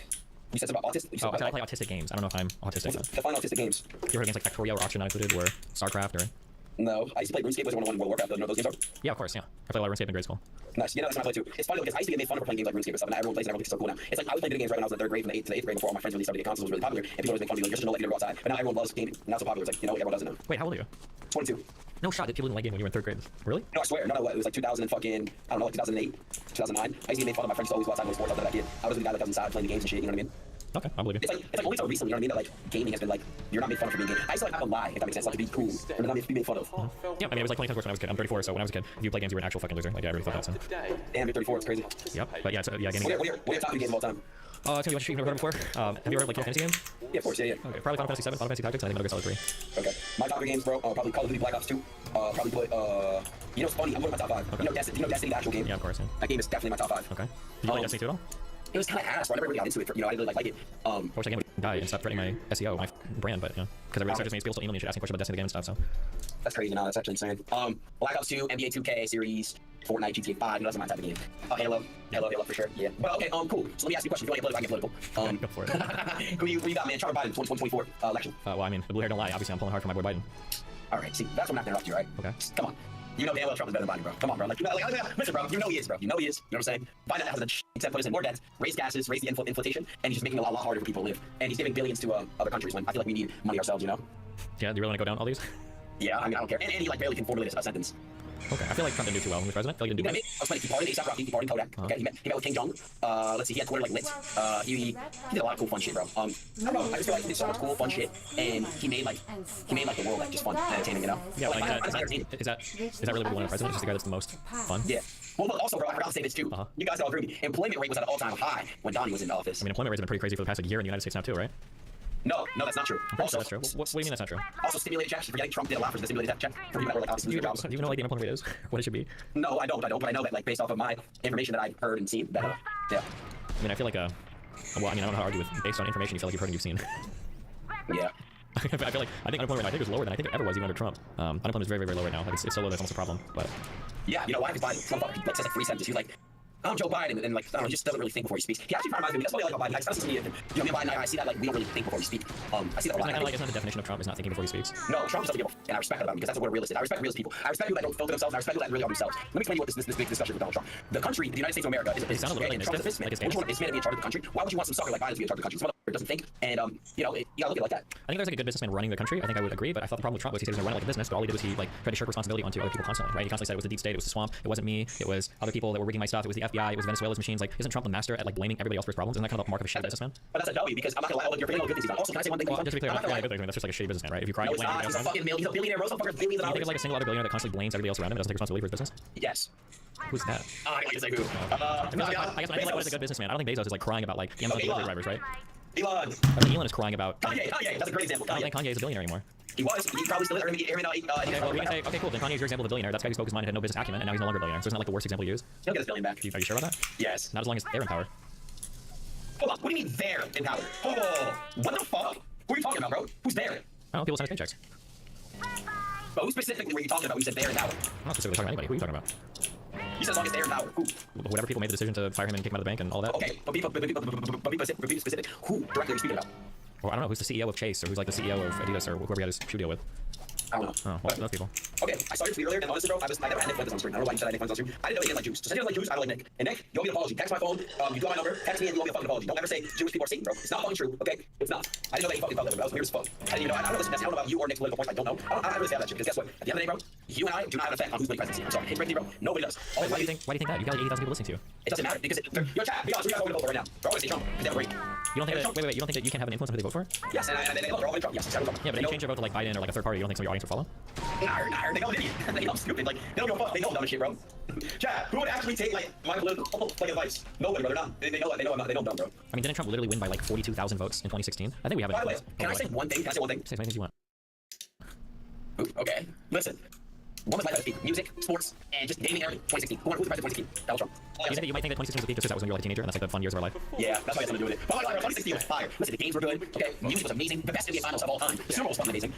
What else? Wasn't Obama president during that? No, Obama was president in 2013, I think. Yeah, but then like maybe for a few years. It went Bush, McCain, and then Obama. Yeah, but I think in 2016 I think he was still in there. Yeah, but he got kicked out, didn't he? Not till 2017, right? How old? I don't know. Well, that's cool. So you like Obama, I guess, at least.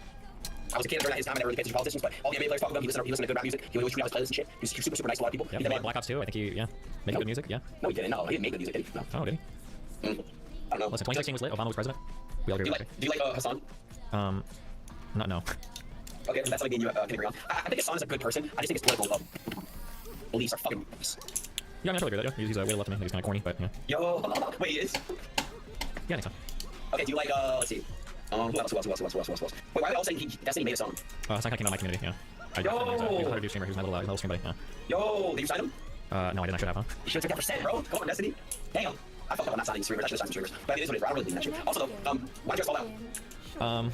It's a long story. He was a friend ago. We got to an argument, and then he got hurt feelings over it, and then he left my community, and I kicked out all the communists, and I went and hung out with him, basically. Yo. Wait, you got on Twitch?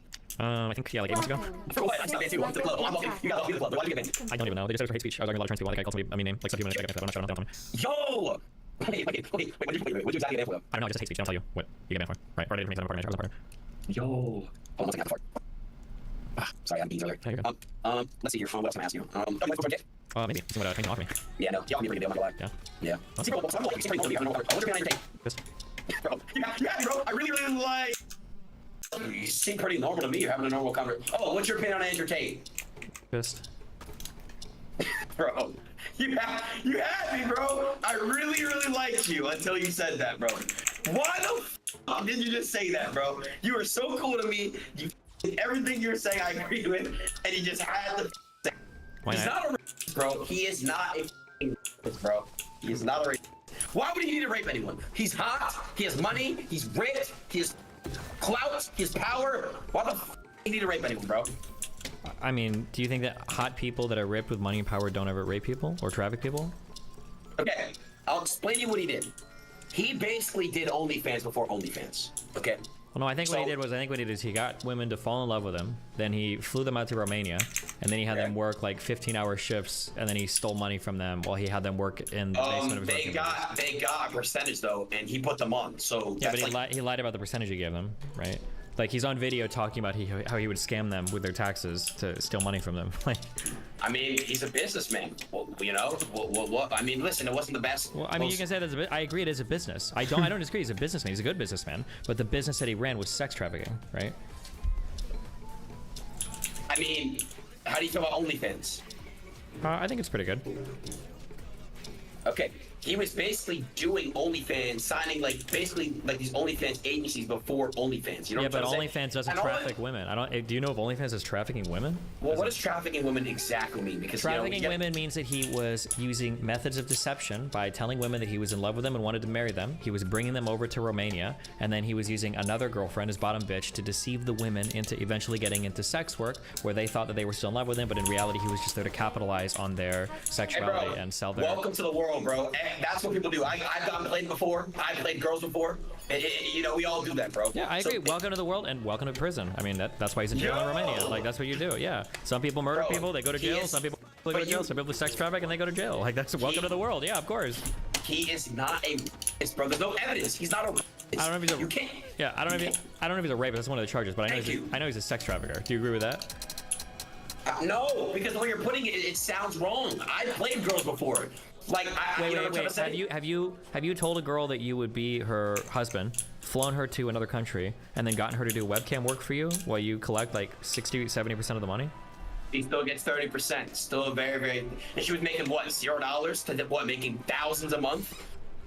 Yeah, I mean, like, if I put you in a corner and I start having you sell crack, I mean, you're making money doing that. That doesn't make it legal. Bro, you act like she's like a stupid. She's a grown woman with her own brain, bro. She's not tied with ropes and chains. Hey, bitch. Do you think that grown women can't get pimped out? Do you think that grown women can't be victims of sex trafficking? Brother, everyone has their own mind, and at the end of the day, everyone has their own mind, everyone has their own beliefs, and it's not like he was literally grabbing her, tying her up with a gun to her head, saying, hey, you better get on webcam and finger your pussy today, if not, I'm blowing your brains out. The girl obviously flew out there, knowing what was going on. Like, there's no secret to it. Yeah, but she obviously didn't know what was going on. If there was no secret, then he would have just said, hey, do you want to come to Romania and work with my sex trafficking business? But he didn't do that. He said, hey, come to Romania, let's get married, I love you. And then he got them to work after lying to them about that for sex work. That's sex trafficking. Let me ask a question. Yeah. Have you ever agreed with anything Andrew Chase ever stated? Anything at all? Any point he's ever stated, anything he's ever done at all? Yeah. Anything? Of course. Okay. Thank you for at least admitting that. I appreciate that. Okay. Because a lot of people that don't like him won't even admit that. And you know, he says a lot of topics that are great. He motivates a lot of people, and you know, that's one thing I definitely I will always say. Yeah, I mean, I'm sure Hitler said motivational things too, but I mean, I don't know what the point of that is. Like, the overall takeaway from Andrew Tate is that he's a scam artist, a sex trafficker, and a guy that's built his entire life on, now that he's fucking Muslim, he's built his whole life on haram shit, like gambling and selling sex and scamming men. And like, he's like really open about all of it. I don't know why I would ever look up at this guy as a role model. He's the GOAT! Go to what? Bro. Sex trafficking? Motherfucker, he has 30 cars, houses, women, yachts. Slick! Don't say anymore. Don't say not anymore. Don't do that. Destiny, do not say that. What's your fucking He might get it. He might. Destiny, Steven Kenneth Banal the second. Listen, Stop. he got a lot through all of his criminal enterprises. That's true. Yeah. I think that police lady is the one who technically had legal ownership. But listen, Hitler probably had a lot of cars too. I'm sure he had the whole German army. Yo, Hitler was not a good guy, bro. He killed Jews. Wait, did Hitler say anything you would have agreed with? You think? Okay, I see what you're doing here now. To be honest, if he ever said something like, I mean, it's different, bro. You're comparing Hitler to Tate? Come on. Well, it was an interest because I think there's a quote from Hitler saying OnlyFans is the second Holocaust, and he said that before he even did the first one. So I'm sure you'd agree with that at least, right? Wait, Hitler said OnlyFans is the Holocaust? The second Holocaust. How did Hitler know? How did Hitler know? Yeah, I know. That's crazy, huh? Just because Hitler might have said a couple good things doesn't mean that Hitler's a good guy, right? Same thing with not Aiden. Same thing with Andrew Tate. I'm sure that Andrew Tate has said some good things. He has. A listener says a good thing. But overall, he's like a scam artist. I don't think he's a good guy. Okay, show me where he said something about Hitler said OnlyFans is going to be the second Holocaust. Please show me where he said that. It was in the second version of Mein Kampf, but I think that ISIS burned that down when they invaded Germany last. Fuck, there's a second Mein Kampf? Yeah, but he'd written it. There was only one version because he'd written it when he was in that fucking bunker before he killed himself. Yeah, damn. Yeah. That's crazy. Wait. So wait, why did Hitler do the Holocaust? Well, I think Hitler, I believe he was committed to the idea that there was a pure form of Aryan person or German citizen that he wanted to. Oh, everyone's saying that you're trolling me. He's trolling. He is obviously trolling you, you dumb fuck. Okay. Yeah. Think about it. You're trolling about what part? Or you're not trolling? I know Hitler. There was no Mein Kampf version 2, but if there was, it would have mentioned OnlyFans. Okay. Wait, so there, yes or no? Is there Mein Kampf 2 or no? No, there's not. James Cameron couldn't get the rights to that one. I don't know who that was, bro. I don't know who the fuck that is. Anyways, bro. All right. Don't you think it's kind of weird if you bring girls over to your place and you lie to them about wanting to date them, and then you get them to do sex work, and then dude, they want to do it. They want money, Destiny. If they want to do it, then why do you have to lie to them about it? Why not just be honest about it? Destiny, it would be a little bit weird if you took like 90%.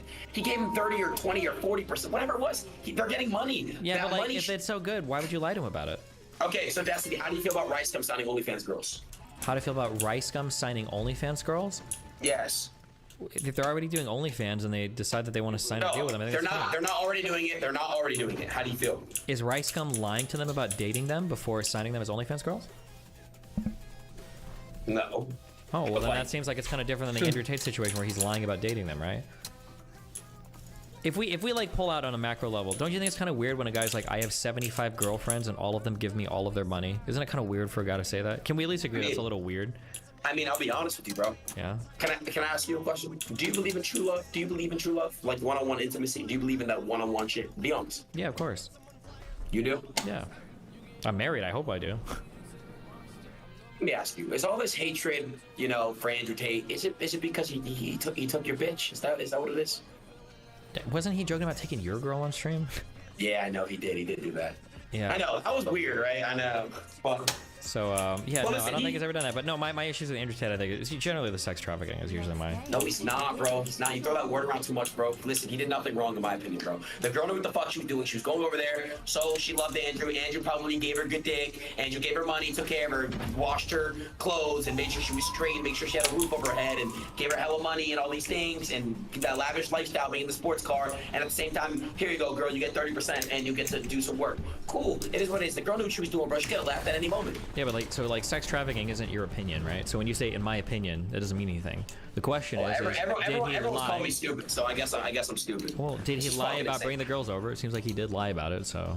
I just think it's their choice. Like, he doesn't have a gun to the girl's head saying, hey, come over or I'm killing you. I just don't understand, you know what I'm saying? Like, nobody is forced to do anything. Do you think that when somebody scams like a senior citizen by locking their computer with malware, like they don't have a gun to their head forcing them to download anything, right? There's a lot of ways you can scam people without putting guns to their head. And if you're a sophisticated trafficker, of course you're not using force. Like that's like an insanely inefficient way to control somebody. That's why he would do it with relationships. That's why he would brag about having 50 girlfriends. That's why he had a course called Hustlers University dedicated to pimping women. Yo, I never actually went to Hustlers University. I thought it was about making money. Yeah, by pimping women. Yo. Well, to be honest, bro, it's all perspectives. This whole room is all perspectives. Yeah, I'm talking about the perspective of the international legal system. I don't know what perspective you're talking about. I'm not going to talk about Hustlers University. I never been inside of it, and I never even took it. Okay. One thing I'll say is this, bro. Let me just say one thing. I want to say one thing that the one thing I want to say is I heavily believe that he, you know, whether you want to say it or not, he did convert fully to Islam religion. That's so cringe. Oh god, don't do that. Do you really believe that shit? I mean, Islam is you know, it's a religion. Okay. And when you convert to Islam, supposedly they say like, you know. I feel like the cringiest people in the fucking world are the sad little pathetic fucking Muslim dudes running around online like sniffing hard for Tate. Because he decided to convert to it to like get a little celebrity endorsement from the fucking religion. That's like the cringiest shit. Bro, but okay, but you can't do that. That's disrespectful. I'm gonna tell you why it is. Look, what religion are you? I'm an atheist, so of course it's disrespectful. I hate religion. Yeah, no shit it is. Also, the guy still owns a casino. It's like the most haram shit in the world. How the fuck are you gonna be Islamic and own casinos? There's actually a casino coming in, being built in Dubai. I think. I don't know if that's true or not, but I don't care. I'm saying I'm pretty sure in Islam, unless there's a new hadith like version 2.0 they just dropped that I didn't see. There's like a new fucking sect called Kashuni Muslims or something that run casinos. All right, listen, Destiny, I just want to say this. Yeah. I believe that if someone, why do you not believe in religion? Why are you an atheist? I haven't seen compelling proof for the existence of God. Okay. Well, look, I just want to say, there's definitely a higher power, bro. Whether you believe in God or not, do you believe with that, or do you believe that like there's a higher power? There might be, but I don't know if I can know about it, so I don't concern myself with it. I just figure out my little things here on Earth, you know. I understand. Okay. I feel bad. I kind of feel sorry for you that you have no faith. I feel sorry for you that you need faith to have like an appreciation for life on Earth. I mean, what do you want me to say? Well, I think God really helps people see the way to find light and really find themselves. So that's why, you know, God is great, bro. There's definitely a higher power. I mean, so do mushrooms, so do video games, and so do therapists. I mean, I don't worship any of those things, right? The only difference is those other things are at least real. But I mean, listen, if God helps some people find their way through life, that's fine. I'm cool with that. If worshiping a God helps you live a more rigid and structured life and treats your family and everybody with respect more and, you know, work well with society, then go for it. I don't have a problem with it. But of course, if you're gonna start making claims about like facts of the universe, I'm gonna make fun of you for it, right? Okay. Where the fuck was I at? Okay, let's see. I think you just agreed that Tate was a sex trafficker, and then we're moving Never on. agree to that. Never agree to that. I never agree with that. The girl, listen, bro. Based off what you told me, the girl knows what she's getting herself into. It's in my opinion, if both sides sign up for it, I don't see anything wrong with that, bro. I really don't. You know, not just one girl. You know, it was like 70 plus girls worked for him at one point in time, right? Or that's what he says, right? Okay, so come at the OnlyFans agencies who sign hundreds of girls. Yeah, but the OnlyFans agencies don't lie and say if you sign with us, we'll marry you. That was the difference, right? Bro, do you know what? I can't change your opinion. You can't change mine. Let me ask you a question. Are you in an open relationship at all, or are you guys committed? No, but we're super open, very hedonistic. Okay, so you guys have had sex with other people? All the time, yeah. Have you ever been cheated on? I don't think I have, no. I mean, if I have, I don't know about it, so. Why? Nothing. Okay, what's your opinion on me? Like, what do you think about me and Ross? I feel like you're just you're a young kid with a lot of influence who needs some guidance. All marriages even today, and that is why you came out with your jokes. Well, a little bit, yeah. Wasn't Because that David Hickey Kiki guy or whatever was like making a whole presentation on how it can be okay to marry underage brides. I don't know if anybody has the video, but he with Daniel Haqiqaju when it came to the Andrew Tate case and how, with all due respect, he whooped your white ass and you felt some type of way about it. Now, would that be fair to say? No, I think I annihilated him in that conversation. It wasn't even close. He didn't know the facts of almost any part of the case. But I understand, like, we think they're on side one, so one of us is obviously biased there. I'll leave that to the audience to interpret. Of course. Now, what are you eating, by the way? It's chicken and rice, fried rice. No pork, don't worry. Okay, alhamdulillah. You should have slide with this, but that's neither here nor there. So, you say that you do not attack Christianity and Judaism because you can only attack one group at a time. But as far as I recall, you've never actually ever came at Judaism, for instance. And as a person that values his material quite a lot, would you say that the reason that you do not come at Judaism is because it could affect your bottom line, for instance? No. I just made an anti-Jewish joke last night to Ross. Does that count? That is nowhere near. That is nowhere near whatsoever the type of jokes that you made about Islam. And by the way, I will not talk too much on the whole mining the Kaaba thing. Like I told you, I found it comical, not because the nature of the joke, but because of, for lack of a better way of putting it, the balls that fucking took to retardedly put the into the fucking world, knowing the consequences that's faced by many that disrespect the Islamic faith. And you know, I hold no sympathy for people that go out of their way to put themselves in harm's way, right? If you knew the consequences of coming at it with fucking gay, right? Oh, do you think you have strong opinions on Andrew Tate? I have strong opinions on Andrew Tate. Are you one of those sellout Muslims that like welcome every celebrity into your religion, or?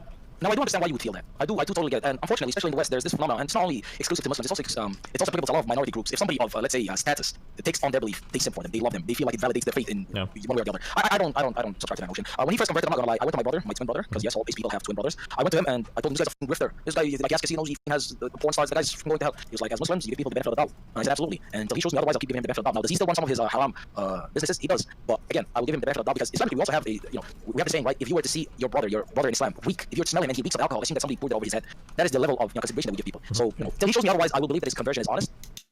But grifters, fuck Andrew Tate. Let's talk about your cuck brother in arms. By the way, there's certain cuckoldry comes in a spectrum. You're a cuck, right? But you're not like the hardcore cuck that would like stand in the corner and jerk it. We saw a video of him reacting to Andrew Tate for the first time, and he was interesting video. Holy shit! Oh, he was absolutely critical of Andrew Tate. And that's why I call him Andrew Tate comes out in the beginning. He wasn't feeling Andrew Tate. He hated it. That Hustlers University made tens of millions of dollars monthly. Andrew Tate. For the life of me, I had no fucking.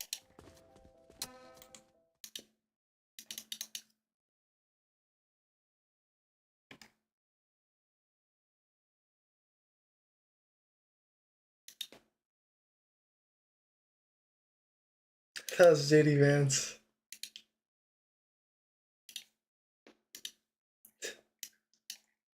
Very good to meet you. Great.